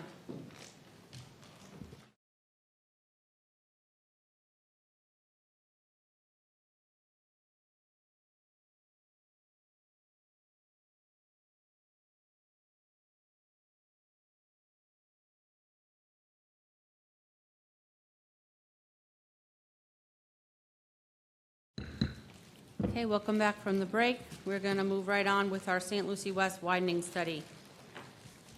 Good morning, Colt. Good morning, City Council, City Manager's Office, and residents. Just here to introduce the team. I won't be making any formal presentations to you as the director, but we have a lot of great staff members and team members in Public Works that will be. So I know we started doing these bio slides. I struggle with this because I don't like talking about myself, but here we go. 19 years of industry experience in the engineering field, 14 of those as a professional engineer, 13 of them with the City of Port St. Lucie in government. Along with that, I have 2 bachelor's of science degrees in civil engineering and 1 in architectural engineering, and done a lot to work with APWA and the local Treasure Coast Florida Engineering Society. And with that, I'm going to turn the mic over to Miss Emily Sider. Good morning. Good morning, Madam Mayor, Madam Vice Mayor, members of the council, and the City Manager's Office. Thank you for the opportunity to present to you today in terms with Colt. I'm pleased to provide some of these certifications and honors, as I've had an opportunity over the last 4 years with the City of Port St. Lucie to grow my certifications through a number of different aspects. So thank you all for supporting the continued education of your staff. It matters. As we move into the St. Lucie West widening study, I want to begin by giving a little background. In 2024, staff reviewed proposals from various firms to conduct a feasibility study of 1.77 miles of St. Lucie West Boulevard from Peacock Boulevard to Cashmere Boulevard. A highly qualified consultant was selected and work began. The initial task order provided for the corridor-wide data collection, field observations, and safety and operational analysis. This provided a real-time lens on where we are today. However, as Mr. City Manager so eloquently reminded us this morning, Port St. Lucie is never complacent. We are always focused on moving forward, and we're focused on the future needs of our growing community. While we may not have a crystal ball to look to the future, we do have Kittleson and Associates. We're excited today to allow them to present. In 2025, with the future in mind, Phase 2 of the task order was executed, and a scope of work was provided to provide a sub-area model, regionally appropriate growth rates, and the future operational analysis through 2025 of 8 critical intersections on the corridor. Importantly, the intent of this feasibility study was to arm us with the data to inform the direction and the level of service that residents can expect from the widening of this critical corridor. In addition to the data for the level of service, we also looked to provide a glimpse of a preliminary set of typical sections so we can see how the roadway configuration may operate, as well as an extremely high-level opinion of probable cost to inform the next steps on the project, which we look to utilize a design-build contract and have further discussion with you at that today. We're proud to present to you the findings of this feasibility study. We have the project manager, Andrew Garrison, who will be speaking, and along with principal engineer Kakwon Ma and transportation engineer Daniel Torre. We are really looking forward to questions, answering, moving forward. Thank you so much. Thank you. Thank Good you, morning. Emily and Colt. Good morning. Hello, Madam Mayor, Madam Vice Mayor, and members of the council. As Emily said, I'm Andrew Garrison. I've been with Kittleson. I'm a senior engineer, and we'll be discussing the findings of this study. So this morning, I'd like to discuss the project scope, the build alternatives that we landed on, and then some features of the build design that we identified. So the first step we had in this study was determining what growth rates we should use to determine what we expect the future condition to look like. We did this using what's called a sub-area travel demand model. This takes into account the actual development that's planned in the area around the corridor, as well as roadway improvements that are expected in the area. So we wanted to make sure we applied growth rates that were appropriate to this area because we know it's growing very rapidly. Once we had those growth rates, we took those and applied them to our existing volumes that we collected in phase 1 of the study and forecasted future traffic volumes out 30 years. We then analyzed the no-build and build operational performance at the 8 signalized intersections along the corridor and developed build typical sections and intersection concepts that accommodated the increase in traffic. So we're looking at a 4 to 6 lane widening. The initial goal of this project was to provide those 6 lanes but have as little impact as possible. So we looked at taking that existing right turn lane that's out there today outside of the 4 lanes and converting that into a 3rd through lane in each direction. And then we looked at turn lane conversions at any intersections that needed additional capacity beyond that. And then we documented all of that analysis in a final report. So first off, I'll walk through the alternatives we identified at each intersection, focusing first on the intersections where we needed additional capacity beyond just the 3rd through lane. So the first intersection is Peacock Boulevard. We added first the improvements that are being implemented right now that should, I think, be done in the next month or so. These included a 2nd southbound right turn lane, a 3rd eastbound left turn lane, and a 3rd westbound through lane. In addition to that, we also added the 3rd through lane as part of the 6-lane widening. And what we saw was that the no-build condition in 2055 was failing in multiple time periods, whereas the build condition provided about a minute of improved performance for each driver.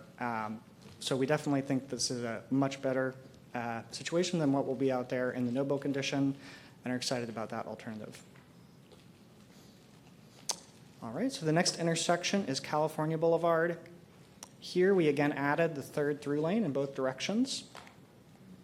Oops, and sorry, I think my graphic messed up there a little bit, but we also had a 2nd left turn lane added at each intersection, or sorry, at each approach as well. So there's 1 left turn lane at each approach of the intersection today. We're looking at adding a 2nd one in each direction.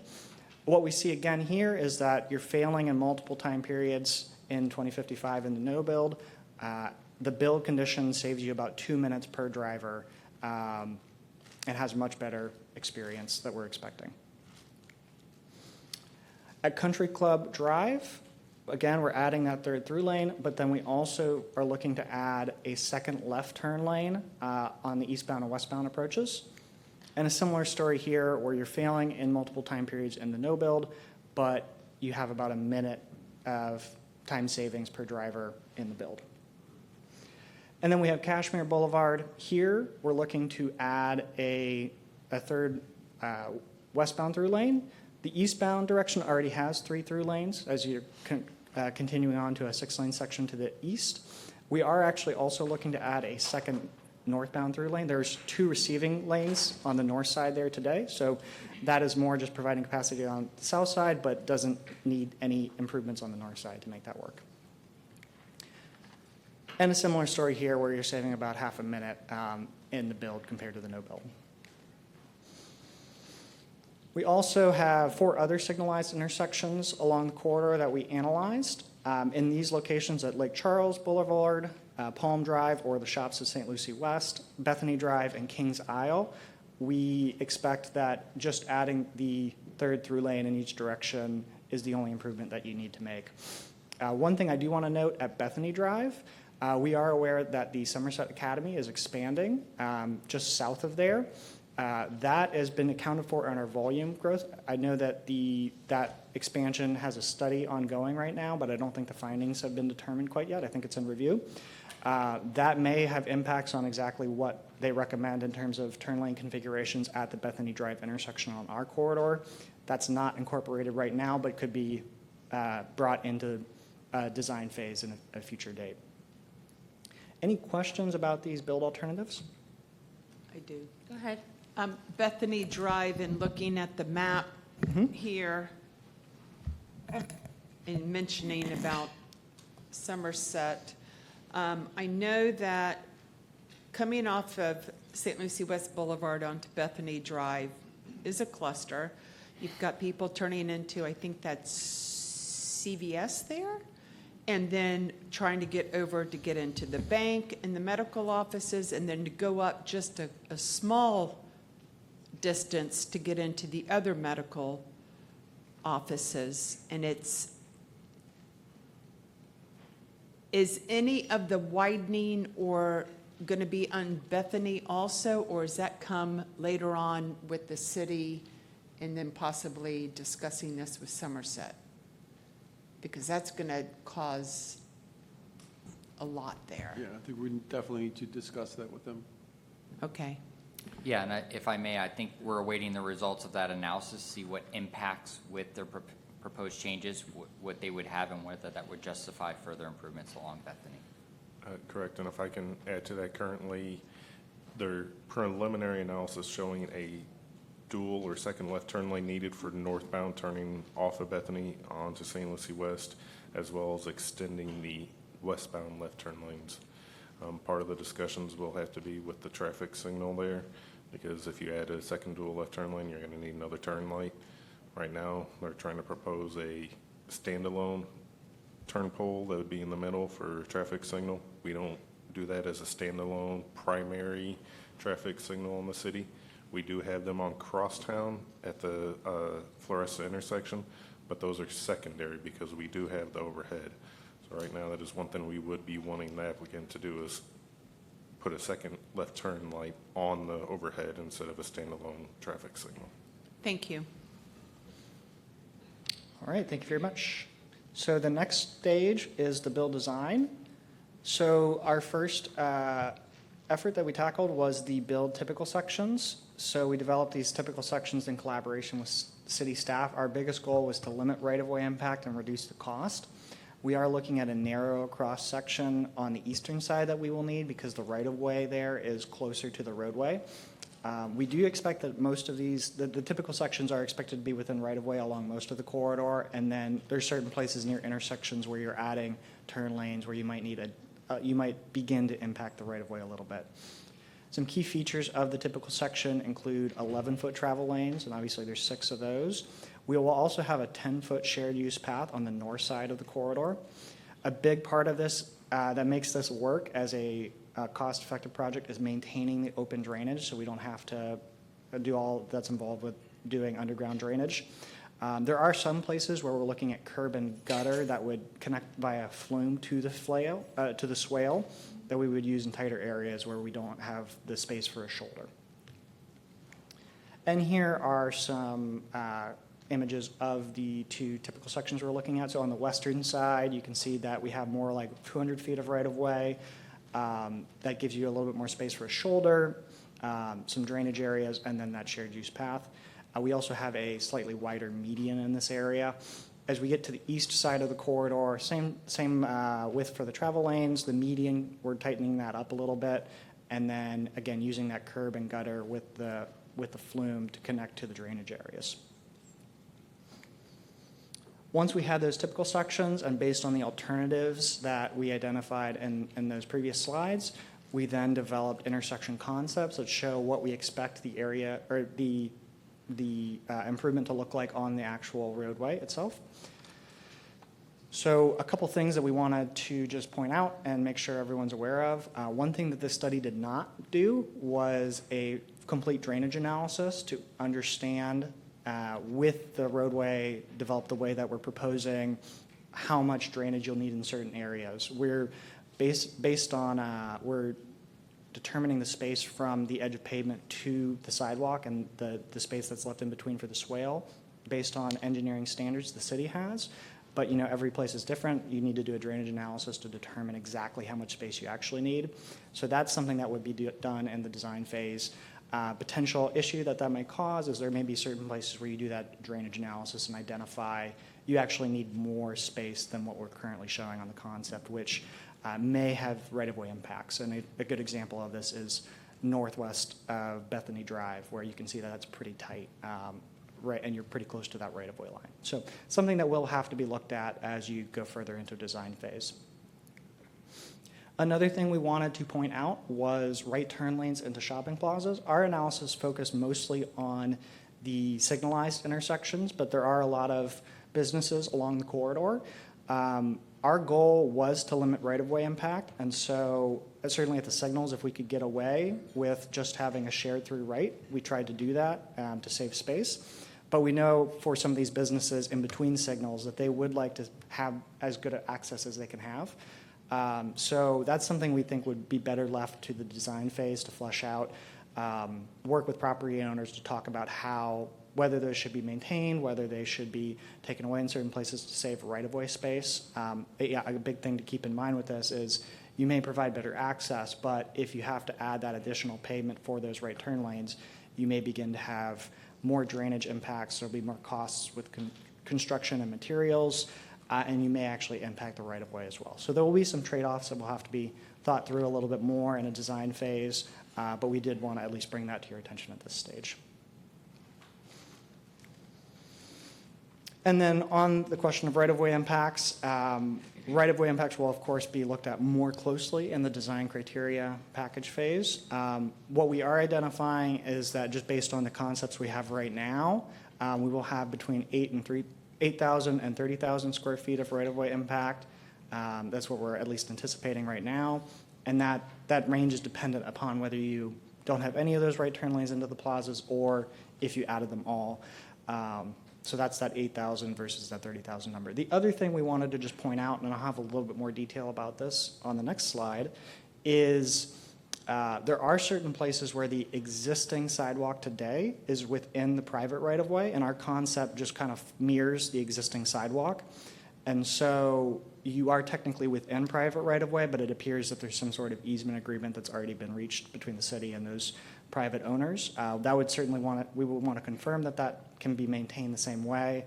So while we are into the right-of-way in other places, we think that won't necessarily come with any additional costs. And here's what that looks like. So this is just to the northwest of the Lake Charles intersection. Maybe a little bit hard to see on the screen, but you have that red line just below the sidewalk. That's the current right-of-way line as we understand it. The sidewalk is just north of that, technically within the private right-of-way. It seems like that was some sort of easement agreement, as I said, and so that would just be something would have to be confirmed during that design phase. And here's just a quick example of the type of right-of-way impacts we're expecting. In most cases, it's around signals where we have had to add a couple additional turn lanes. This example is at Country Club Drive. As you can see, we had to add both. We have the third through lane, we're maintaining the right turn lane, and we have a second left turn lane, which means that you're pushing the travel lanes a little bit further south. That pushes the sidewalk a little bit further south than where it is today, which results in being a little bit past the right-of-way line, but if you extend that for a couple hundred feet, that does tend to add up in terms of the square footage we're looking at. Then we have the opinion of probable cost. As Emily noted, this was a very high-level analysis we did just to try to get a planning-level understanding of the costs associated with the materials and the improvements we're looking at. Key thing to note is that it doesn't include drainage impacts, stormwater impacts, utility impacts, or right-of-way impacts. So there's a lot of things that are not included in there, but we did this to try and give the city a better understanding of how to shape their design criteria package, and a better cost can be determined in that phase, more accurate and more reliable idea of what the overall cost for the project will be. Yep, so as Emily said, the design criteria phase will be moving forward in the winter of this year, and the project is also included in the TPO's list of project priorities. As for the overall timeline of the project, what we're looking at as this current study is concluding, is that a design criteria package will be put out for solicitation in fall of this year. The city is expecting to award that contract in January of next year with about an 8-month contract. Step 3 would be then actually going for the full design build, solicitation in fall of 2027 with the award expected in January of 2028. From there, we'd expect about a year for the design portion of that design build contract, and then about 24 to 30 months after that for the construction, depending on what the maintenance of traffic plan looks like. That means from the start of the design build phase, you're looking at about 36 to 42 months. Putting that all together, we're looking at a tentative project delivery date somewhere in fiscal year 2030 or 2031. And it is very dependent on funding. I believe that's all that I have aside from next steps. Oops, that is going the wrong way. Any questions about that build design content? Any questions, anyone?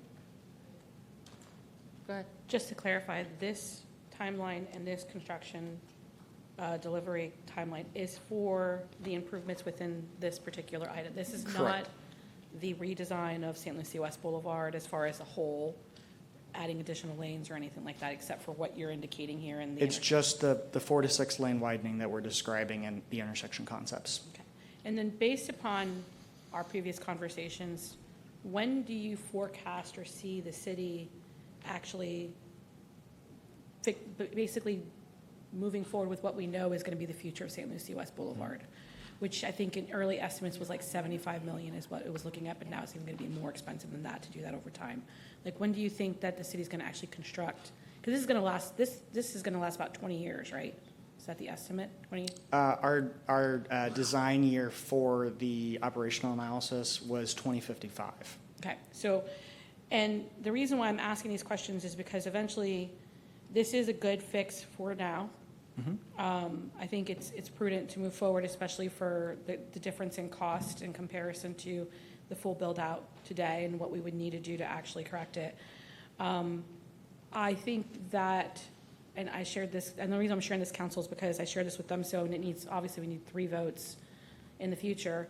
I'm encouraging staff to move forward on this. I'm good with this, but I definitely want to make sure that we have the next planning for the design build phase for the future, understanding that in order to get the federal grants for that, in order to get TPO funding, you're looking at a very long-term plan, and according to what staff and I discussed, we need that design, and that design for that level of funding alone, because that's a requirement by the federal funding portion of that, is going to take several years. It's not as quick as this design build, even for our current project. So just because I wanted to see how much that would cost today, it's $75 million is the estimate for the construction and the completion of the overall project long-term, if we would wait to 2055, or we would have to wait to 2055, obviously, you're looking at potentially, based upon inflation and where we've seen inflation, like $234 million. That goes to show you just in that level of time, today cost is $75 million, 2055, the cost would be, if inflation is historic and continues the way that it's been, you're looking at $250 million for the completion of that project. So time is of the essence for the long-term piece of it. This is good for today. This is going to be good for the next 20 years, but we need to, again, be prepared for what's coming forward in the future. So, thank you.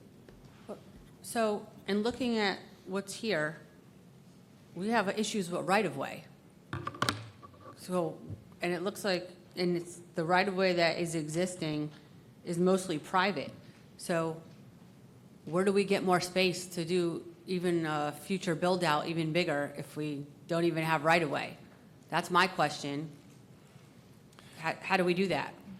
Well, that is a great question. That's where, with the mobility planning, that we look, 25, 50 years out, we have to start looking into that, and either additional east-west corridors, or you're going to have to start looking at some of the other bigger cities where we have vertical roadways, where you have roads stacked on top of each other.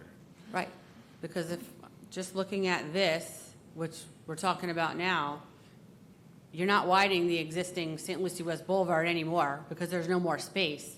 Correct. So a project like we're talking about many, many years in the future is going to be completely different than just saying, oh, we're widening, we're going to do an even bigger future widening of St. Lucie West Boulevard. We can't do that.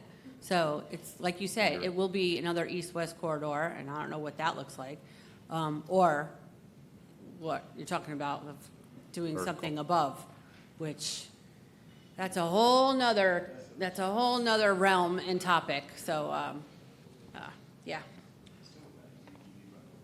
But, well, if you're going up, it's different. Yep. But, and that ties into the Vice Mayor's point earlier, and I know we'll be looking into the 50-year vision, 100-year vision, and trying to lay that framework out. That way, future generations have something to work to and know where we're going to have to go. Right. So. And I agree with you, Shannon. I think I wasn't going to steal Colt's thunder because I knew that was something he had also brought up, which I'm sure he brought up in your meeting too, was going vertical. And we've got examples of that already, right? Like West Palm has a couple of those instances. It's not anything new, especially in Florida.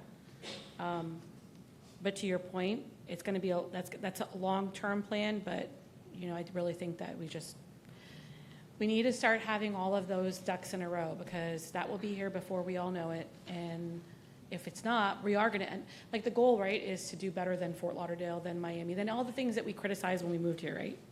And I think the only way that you do that is by making sure that you are way ahead of those plans as much as possible. So, because I don't want to see St. Lucie West turn into a parking lot. And to me, it's pretty close to that already, just because I complain about it. But it's not that bad, but it can be. Well, I can only imagine what the response will be when the conversation starts happening about going vertical, especially as it relates to the character of that area. And I don't foresee that that will be received very well. But again, it's many years in the future, and it's going to be well past, I think, any of us in this room. But as far as the current project that we're talking about, the three most concerning words on any of these slides are dependent on funding. Yep. So where are we anticipating the funding coming from? Well, First question. Okay. Well, I think we have some challenges. I think going back a couple of years ago, I could easily would have told you that I had a funded mechanism to be able to fund this project. At this point in time, with the uncertainties that we have, just the housing and sales tax, we will want to get that renewed. I think we're having some challenges with that with the county because we can't ourselves put that on the ballot for the residents to decide. Right. So to me, that is a huge challenge because I was going to use that funding if it was approved by the voters to be able to build this road. Right, So that right there is a huge unknown for us. right. And I know I sent a memo out to the county, to all the county commissioners, encourage them to vote for it and put it on the ballot. As of last night, I think there was a 2-2 vote. So I think it's going to be brought back August the 4th, correct me if I'm wrong, Christina, for reconsideration. And I know the legal department's also looking into it to see if there's anything that the city can do ourselves and be able to put it on there. But from what I've been told in the past, we couldn't. But we're also exploring that opportunity. That's one. The other part is mobilities. We're going to be able to go out there and bond.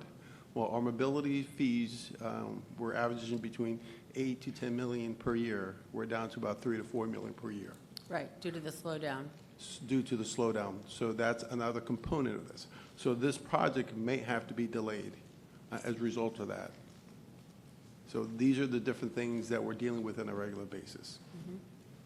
So constraints over half-cent sales tax being put back on the ballot, constraints over not knowing what's going to happen with Amendment 3, constraints over not collecting as much impact/mobility fees as we have anticipated, therefore lowering our bonding capacity, because if you're going to bond out for projects, you need to have the collateral to support paying back the debt. So these are all real-world examples that we are faced with right now. But at the same time, we're struggling because we know that these things need to get done, because no matter what, we are going to continue to grow. The question is, we don't know at what pace in the future, just like we didn't know over the past 5-year period that we would have such exorbitant growth and have 55,000 people move here. So these are all very real things that are happening right now and very real challenges that we're facing. And we are on pause because as we continue to plan, and we're going to do that because that's what we should be doing and that we always do, execution is on hold. And execution, as we see over the next these 2 days, execution for things is going to be on hold as a result of what we're facing with. Absolutely. And it's extremely challenging, for sure. Madam Mayor? Yes. Can I ask Stephen a question? Yeah, of course. So I like this topic is interesting about bonding because I just provided an example of inflation. And if you look at 75 million today, it can be 255 million or whatever I said in 2055. That's one of the reasons why the city bonds. The city doesn't utilize, there are some areas that use pay-as-you-go systems, but because things take so long to construct and build out, we know that if we don't get that funding today and secure it today and build it today, it's going to be much more expensive in the future. So how long have you been working on bonds, Stephen? With the city? Just in life. How long have you been working on bonds? Been dealing with bonds in different forms for more than 15 years as far as, yeah. So would you then say that the ability for the city to have available funding and a reliable funding source is contingent on receiving that bond? Yes. Okay. And so if there's funding sources that are closed off or if we wait for those funding sources to be addressed at the last minute upon an expiration, how likely would we be able to get additional funding for some of these projects like this today if there's not a direct funding source, because we won't know for 2 years? It's unlikely. So we have a tentative project date of 2030 or 2031 based upon the uncertainty of whether or not we will have funding in 2 years or the funding will be approved in 2 years. Would you then say that potentially now this project goes to 2032 to 2033 because we won't be able to bond right now immediately because there's not a secure funding source? Correct. Okay. And I think, and I'm only saying that because there's a lot of conversation on this. I've heard some comments. I have spoken to our commissioners and to some of the county staff, and I understand and I hear what they're saying, but I just think that it's really important for us to be able to move as fast on these projects as possible. And if we don't have a secure funding source that we can go to our bondholders and say, hey, we know for a fact that this is past the ballot, that this funding will be available, and we can go ahead and bond for this project at today's dollars, not at 2-year inflation dollars, today's dollars, and begin that project, that would be not just something positive, but a huge cost savings to the city of Port St. Lucie and its residents over the long time. Correct. Can I just interject a little bit? Please do. One of the things that a lot of municipalities and jurisdictions have in their favor is they have a stable funding source. Could you pull your microphone a little closer, please? Yeah, you're sorry. Yeah, sorry about that. One of the things that jurisdictions such as municipalities, counties, and local governments have in their favor is they have a stable funding source. Once that stable funding source is eroded or is depleted, the risk goes up. One of the reasons why we've been able to keep our rates so low and favorable is because of that stable funding source. The most stable funding source that we have right now is ad valorem taxes. That's your property taxes. It's consistent. It happens year over year. It allows projects to get done for local municipalities and counties. Once that's gone, the risk goes up significantly. That's all I want to say. With risk come the interest rate being increased on the bonds. Yes. Yes, interest rates go higher. Sure. Oh, Caroline. So, yeah, I was just going to elaborate on with the risk going up, the interest rate goes up, which means it ends up costing more to the residents. So, and that's just, I just want to share that just because, I mean, I watched some of the meeting back last night, and I want to thank staff for advocating on behalf of the city and providing that information to the public and to the commission. And I understand some of the things that individuals are wrestling with. And so I'm not here to argue. Everyone has their opinion. Everyone can do what they like. But it's a partnership. And what we do together as a county and a city is a partnership. And we both as entities have different priorities, as we should, because we're different. The county is not like the city. The city is not like, the city is part of the county, but we are different, so we are part of the county. And I just think that it's important to have these conversations and to understand the challenges that we're working with. And I think that without knowing, and obviously without polling the council right now, I think that if we had to have the conversation, I don't know if we would come to the same conclusion as far as whether it goes on the ballot. But unfortunately, by Constitution, we're not allowed to put that measure on the ballot ourselves. It requires a partnership with the county. And I know they care about infrastructure. I heard that comment that we were saying, I absolutely know they care about infrastructure. I just think the timing and what we need versus what their needs are might be different. I don't know. And I just really hope that if it is coming back, I just hope that there's just some further consideration for the challenges that we're all collectively facing and the pressures that we're all facing together. I think everyone's just really obviously worried and concerned, and we're all reacting in a different way. So I just hope that they consider again these constraints, because I know the commission cares about St. Lucie West Boulevard, and this would be one of the projects in our conversations. Would this not be one of the projects that we would be putting for the future for the approval for the half-cent sales tax? I believe that this was, Colt, can you confirm that? Yes, this would be the premier project. This would be the actual main project? Yes. Okay. And I just, again, I watched some of it back. I didn't watch your comments, so I don't know if that was also expressed. I think knowing that the stadium's off of Peacock, knowing that that's one of their main tourism, that's one of our main tourism generators in the community. This is a very important project, and to me, the fact of being able to know that we have that funding secure is so important.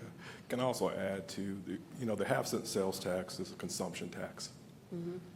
And what I mean by that is it's not just paid by the residents, it's paid by the individuals who visit us. So it's shared. I think that's something that's very vital, and it helps kind of spread that cost because it's not just borne by the individuals who live here, but residents who also, outside visitors who come and utilize the services are also paying into that. And I know there's a conversation occurring too in regards to whether it would pass, whether it wouldn't pass, and I know we have our statistics and all that, but I look at this from a pure choice aspect. The residents of the state of Florida are going to be given the opportunity to vote whether or not they want to continue property taxes. They're given that choice.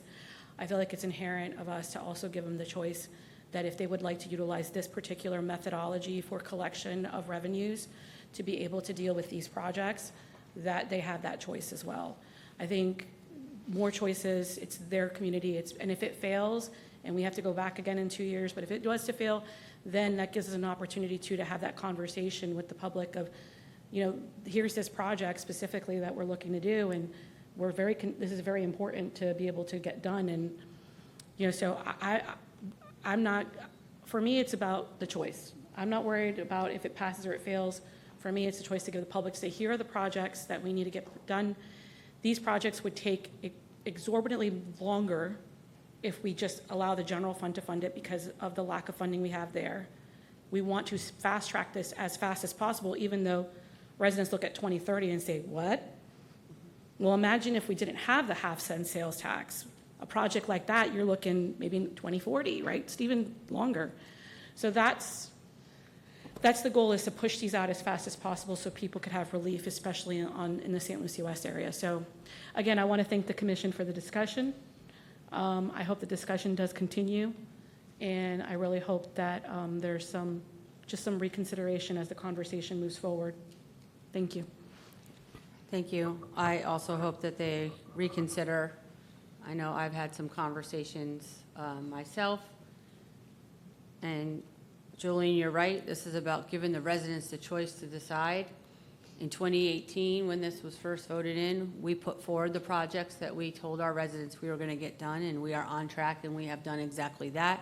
We've had that oversight committee in place to make sure that we are spending the money, and they report to us that we are spending the funds in the manner in which we're supposed to be spending it. Again, if you don't ask, you don't know. And it's about letting the residents decide. And then whatever the outcome is, we have to live with whatever that outcome is. But going back to the point that Steve made, the issue has been all along is that our residents have been paying for it all, and we need the visitors to also pay for this, especially out in that area. We know what the traffic looks like during spring training, right?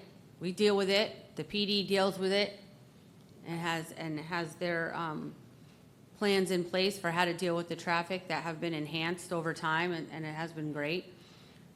But we know that we need more relief on that corridor, especially. And so having everyone share in that, paying for it, has been vitally important. And that is why it passed, because our residents recognize that it's not going to be just me. It's not going to be just us. It's going to be everyone who comes into the city to be able to help pay for it. So I do hope they reconsider as well. I think it's important for all of us to continue to pick up the phone and have these conversations with our colleagues in the county, and maybe we can get just maybe we can get them to reconsider, and I hope we can. All right.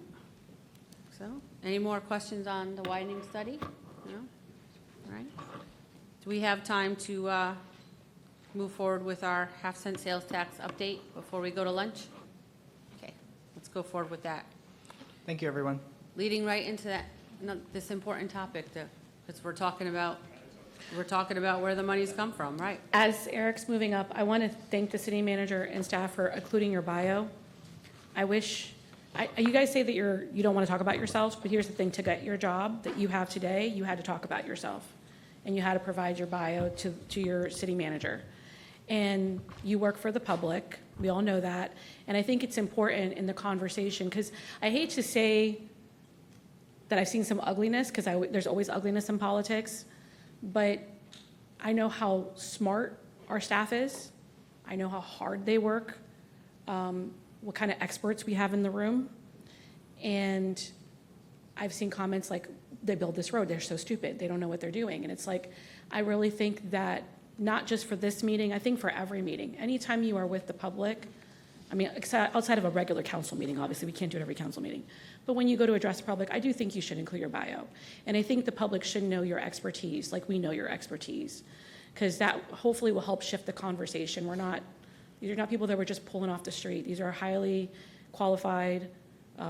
Eric, you're bringing up your bio. You've been in the business 40 years and in government 1 year, which means when people say, I want more people from the private sector that understands how business runs, you have 40 years in the private sector. So you're going to give great fresh eyes in your experience to the government in regards to what we could do better from the private sector versus public. So again, I want to thank you for those bios, and I do think that we just need to continue to have that in the public view. Thanks. All right. Eric Sexauer, I'll move forward here. And it's a great segue into this particular item on the agenda today with the discussion that just occurred on St. Lucie West widening, as well as bonding and funding, and the half-cent sales tax initiative re-up. But again, Eric Sexauer, I'm the manager for CIP and half-cent sales tax, the project group. And by the way, good morning, Mayor, Vice Mayor, City Council, staff, and residents, City Manager. Eric Sexauer. I do have 40 years of industry experience. I've been with the city just under a year now. And I'm here to talk today about the half-cent sales tax projects and really give you sort of an overview of where we started, where we are, and the 2 remaining years that we have on the first 10-year of the plan. And before I dive into the presentation, just to kind of circle back to the other topics that were discussed as part of St. Lucie West widening, we do have the half-cent sales tax program is authorized through 2028. We are programmed, as Mayor Martin indicated earlier, we are delivering on those projects. We do have a infrastructure surtax citizen committee that monitors our spending on those projects. We provide monthly feedback to them. We do quarterly updates with them, and they report back to City Council on the success and adherence to those commitments. So I just wanted to sort of say that before we move into the actual deck. As we do in all of our areas within the city, we are a data-driven function. And so from a data-driven component related to the half-cent sales tax, we obviously have the mobility plan, which is out there that we're following today. We have the draft mobility plan, which has been circulated and coming back around for review. We obviously focus on adherence to the comprehensive plan. We do streetlight data traffic counts, and we look at PSL PD crash data, which help us to inform what projects are critical for us. We also participate and rely heavily on the TPO, the St. Lucie Transportation Planning Organization, with their annual traffic counts, long-range transportation planning, congestive management process. We also look at the FDOT 5-year work program, also through the TPO list of priority projects, which helps inform us what, from a regional standpoint, are critical projects. Also the Transportation Organization's Transportation Improvement Program, or TIP. And then we also look at LRTP calculations. And then last but certainly not least, we also do resident engagement. And so we had the Citizen Summit last year, which we focused on. We did a national community survey. We also took a sales tax renewal survey just recently. And then we also participated in the Citizen Summit for the 2026 prioritization. Our proposed projects for the future, which would be picked up in the next up of the sales tax, should it be on the ballot and it be approved, would be the corridor roadway improvements that we just talked about as it related to St. Lucie West Boulevard, and that would be our premier kind of poster child project from a roadway improvement. We're also focusing on water quality and drainage improvements citywide. Resurfacing is another major component that is a benefit of the half-cent sales tax, and so our road, which you'll have a presentation a little bit later on, but our roads resurfacing is dependent on that half-cent sales tax. And then we've also tried to focus on sidewalk and community connections, initially focusing on getting connected to parks and schools and so forth. And later on today, you'll also hear a presentation on the sidewalk master plan, which is also in part funded from this half-cent sales tax. So I wanted to touch a little bit on some of the history as well and give just a high-level overview on some of the projects that are in the first 10-year plan. Floresta Drive, we're all familiar with, but this was Phase 1, which was completed in 2022, Phase 2, which is completed in 2025, and then Floresta 3, which is under construction, and that has a contract end date of early February, or I should say early of 2028, February. However, the good news is on this project is that our contractor and our team continues to make good progress, and we are projecting an early completion of that, which is good news.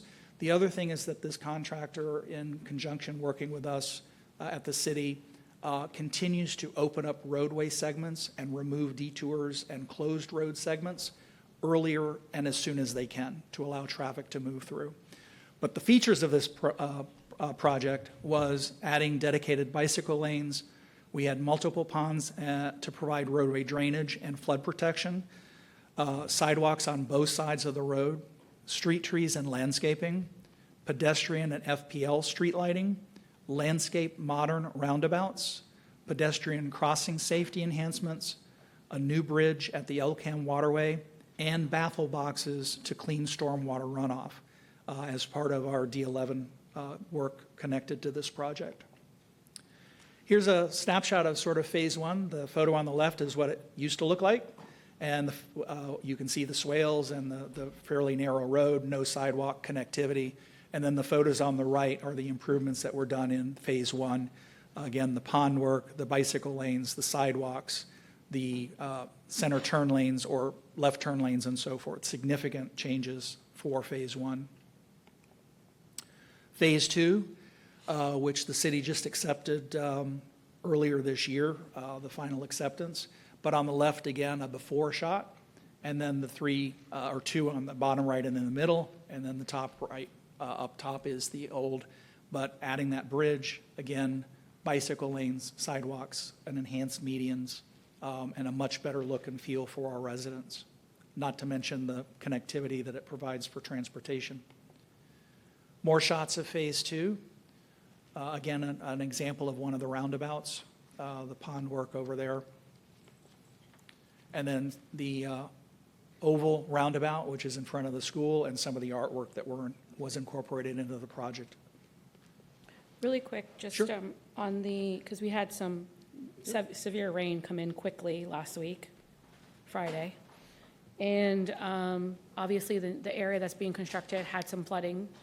And then there was flooding in many areas of the city. And so this is a side note of this particular project, but would it be beneficial, because I know we have cameras that we can keep static, would it be beneficial at some point in time to pick an area that has, whether it's Floresta, that has drainage, that stormwater and drainage that the public pays for so they understand, and show how quickly the water dissipates? Because that's something that I've learned just living in the city and in different areas of the city. It's amazing to me.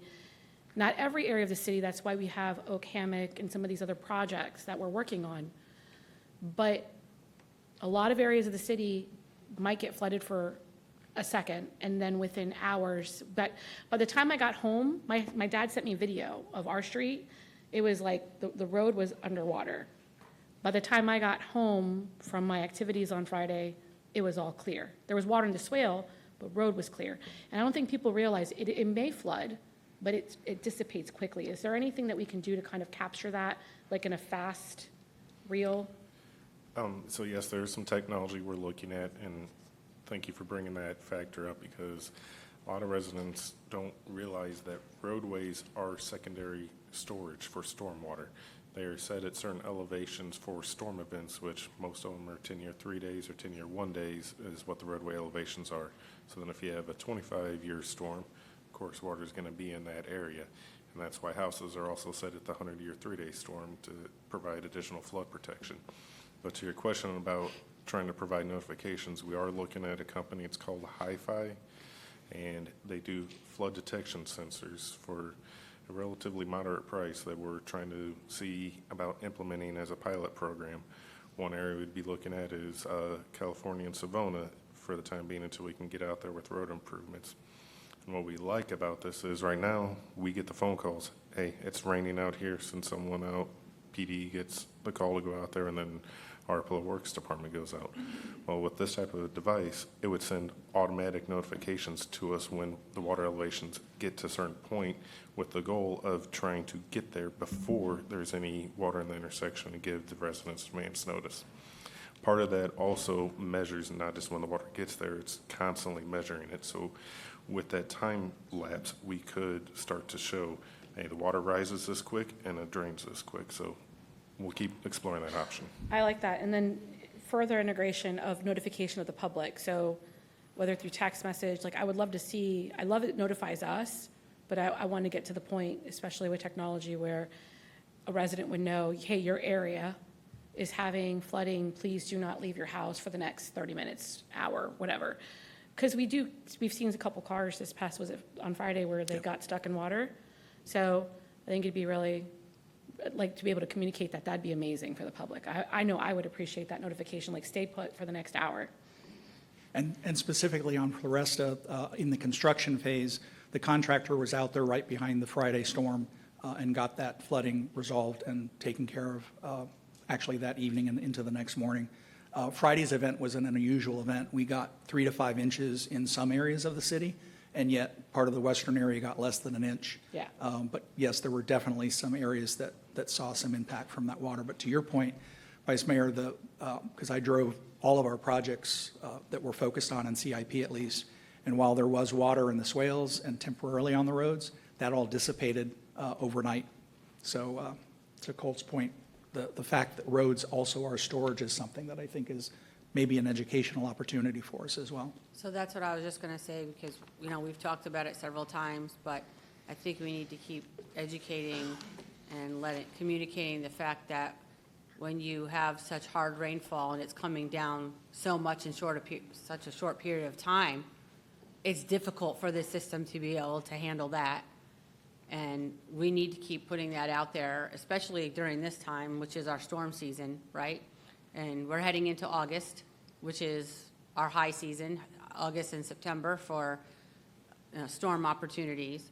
So being able to put that information out there, especially during this time about, hey, if we're getting 5 inches of rain in an hour, that our system needs time for that, and especially depending on whether where our ground's already saturated or not. So, you know, finding keeping it simple and getting that information out, even if we have to send it out a couple times, you know, a month, just because the more times people see it, the more times they'll understand it.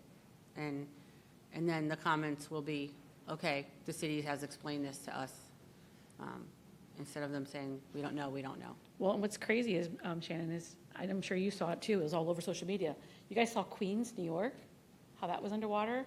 I was like, so it's like you just said, it's like how our system works, but really it's like if you get an amount of rainfall that's significant in a quick period of time, even places like that can go underwater, you know, fairly quick and then dissipate. But I was like, in Queens, I was sitting there, I was just shocked by it. I was like, I couldn't believe like how much water was there. It looked like Miami. I think that was the one with the floating truck and then the fire truck driving Yes. through where the water's up to the middle of the fire truck, yes. Yes, I was like, wow. But we can take an action note, both from the CIP group as well as through Public Works on working on a communication effort. And while we were talking about this, Emily was able to look up the company we're looking into. They do provide public-facing websites, And additionally, if they give us automatic alert notifications, we could also include the communications department. That way they can send out blasts as well, too. Yeah, that would be very, very helpful. All right, Phase 3, which is the last phase of Floresta, making great progress, as I indicated before, and ahead of schedule. The shot on the left is one of the areas. So although it isn't designed to work this way in terms of phasing, essentially the work is sort of being completed from the center out.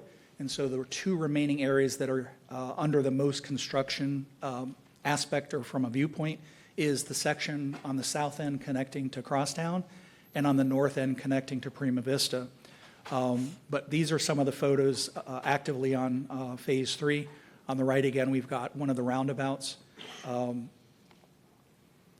We have the canal work that's being done up towards Prima Vista, and then we've got the reservoir that's being created to hold stormwater off of Harborview.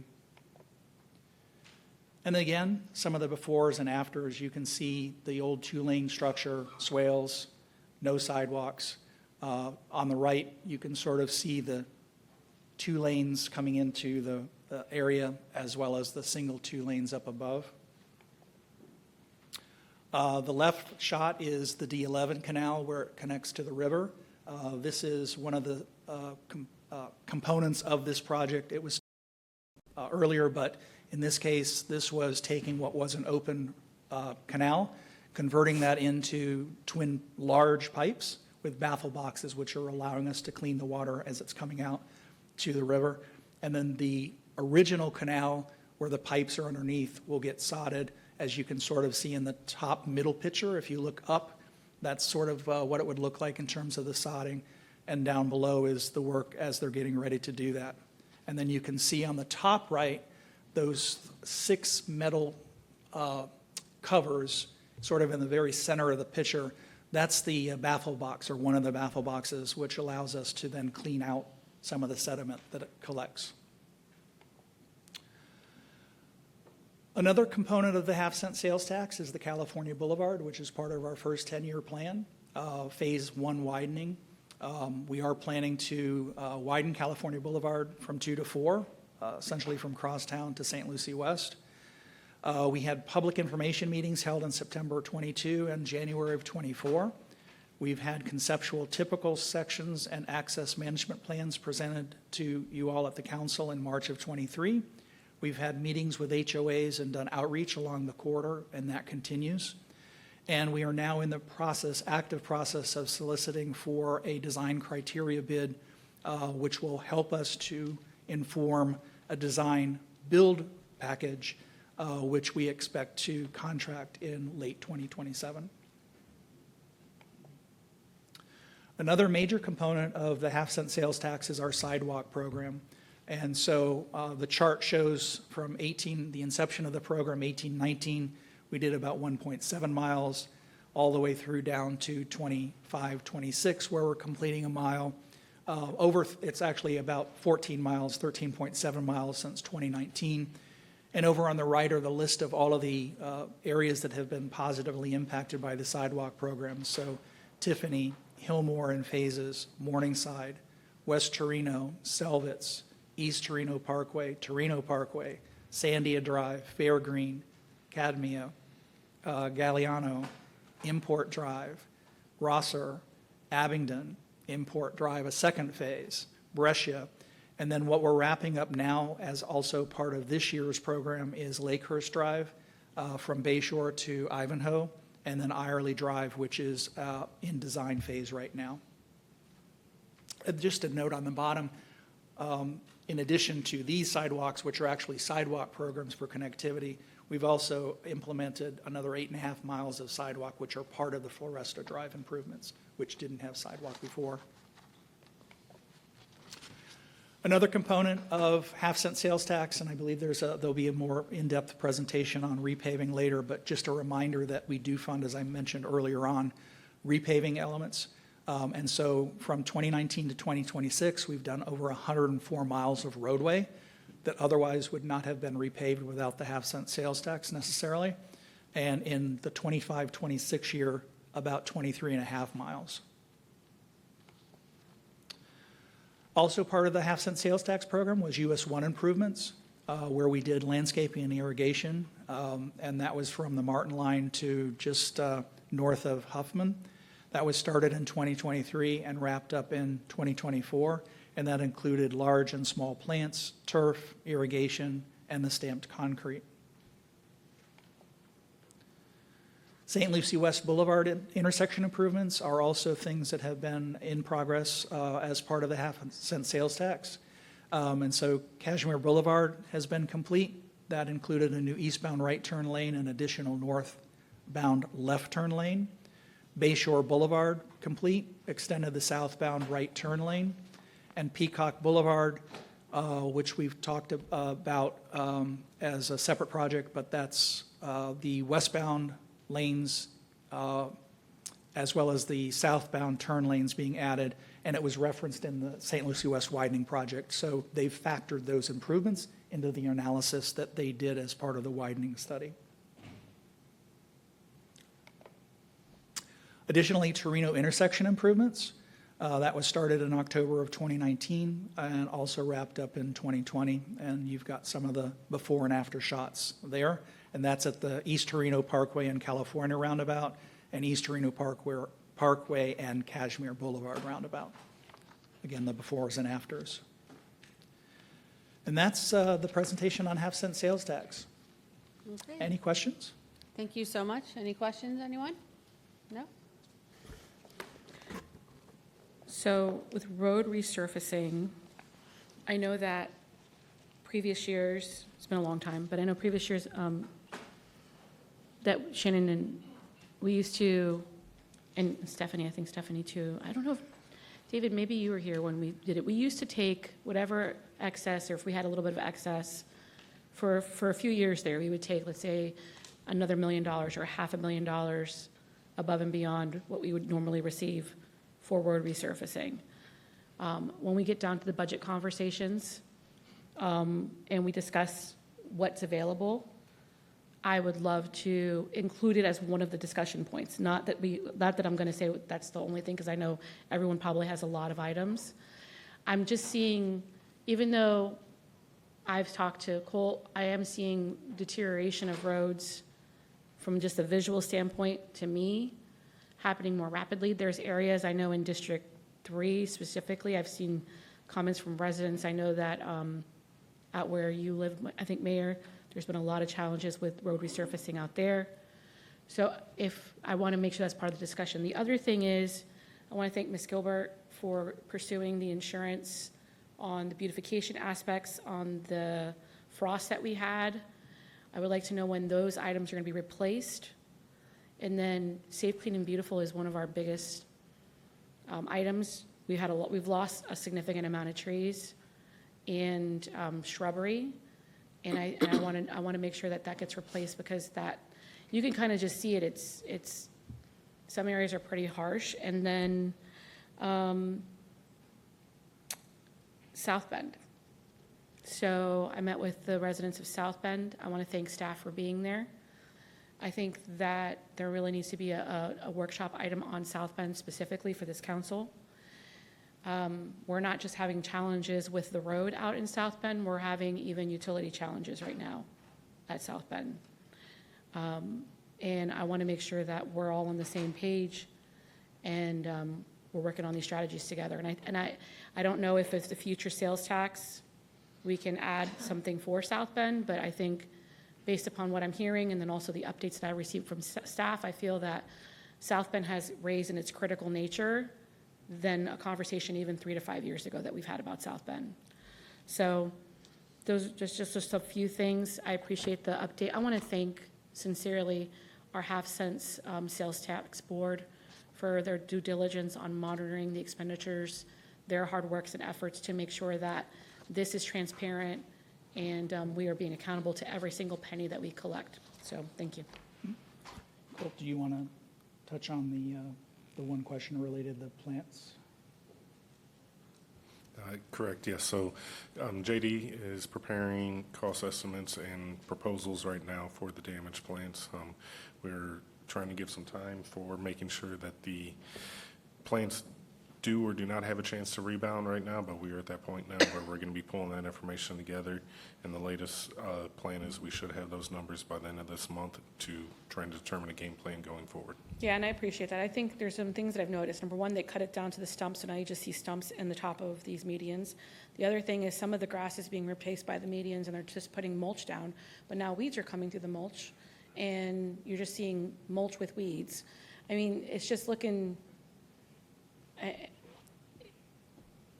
to me, that's, if the roads are paved and the streets look good, that's your first conversation of what we do for a city, especially when that's why people moved here. So I just look at, I mean, even down to, I've seen some sidewalks that I've had to call the city manager that haven't been pressure washed, and I don't even know how long, specifically out in Leonard area, like in the older part of my District 4 area. So, and I've seen more litter. Litter is increasing, and, you know, second to safe is beautiful, or clean, sorry, clean, then beautiful. So even clean before beautiful. And so I know that we're coming to difficult times. I know that there's going to be constraints that need to be made, but we're going to need to think of creative solutions to keep the city clean. So, thanks. And Vice Mayor, I know there is a presentation after lunch on repaving, but I asked Thomas if he could join because he could answer any specific questions, or if you want to wait till that point in time. Let's Okay. wait till then. I just want to say, I want to get an update on import. I know we had the sidewalk issue, but you've been promising, so if it wasn't in your plan, Nope, I haven't.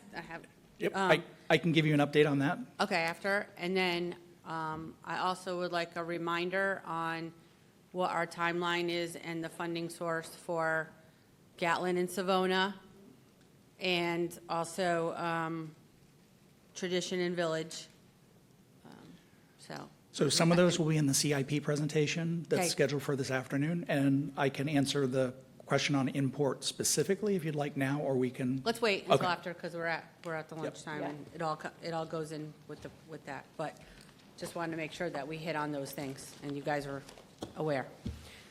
All right, if there's nothing else, we're gonna go to lunch, and we'll come back around 1.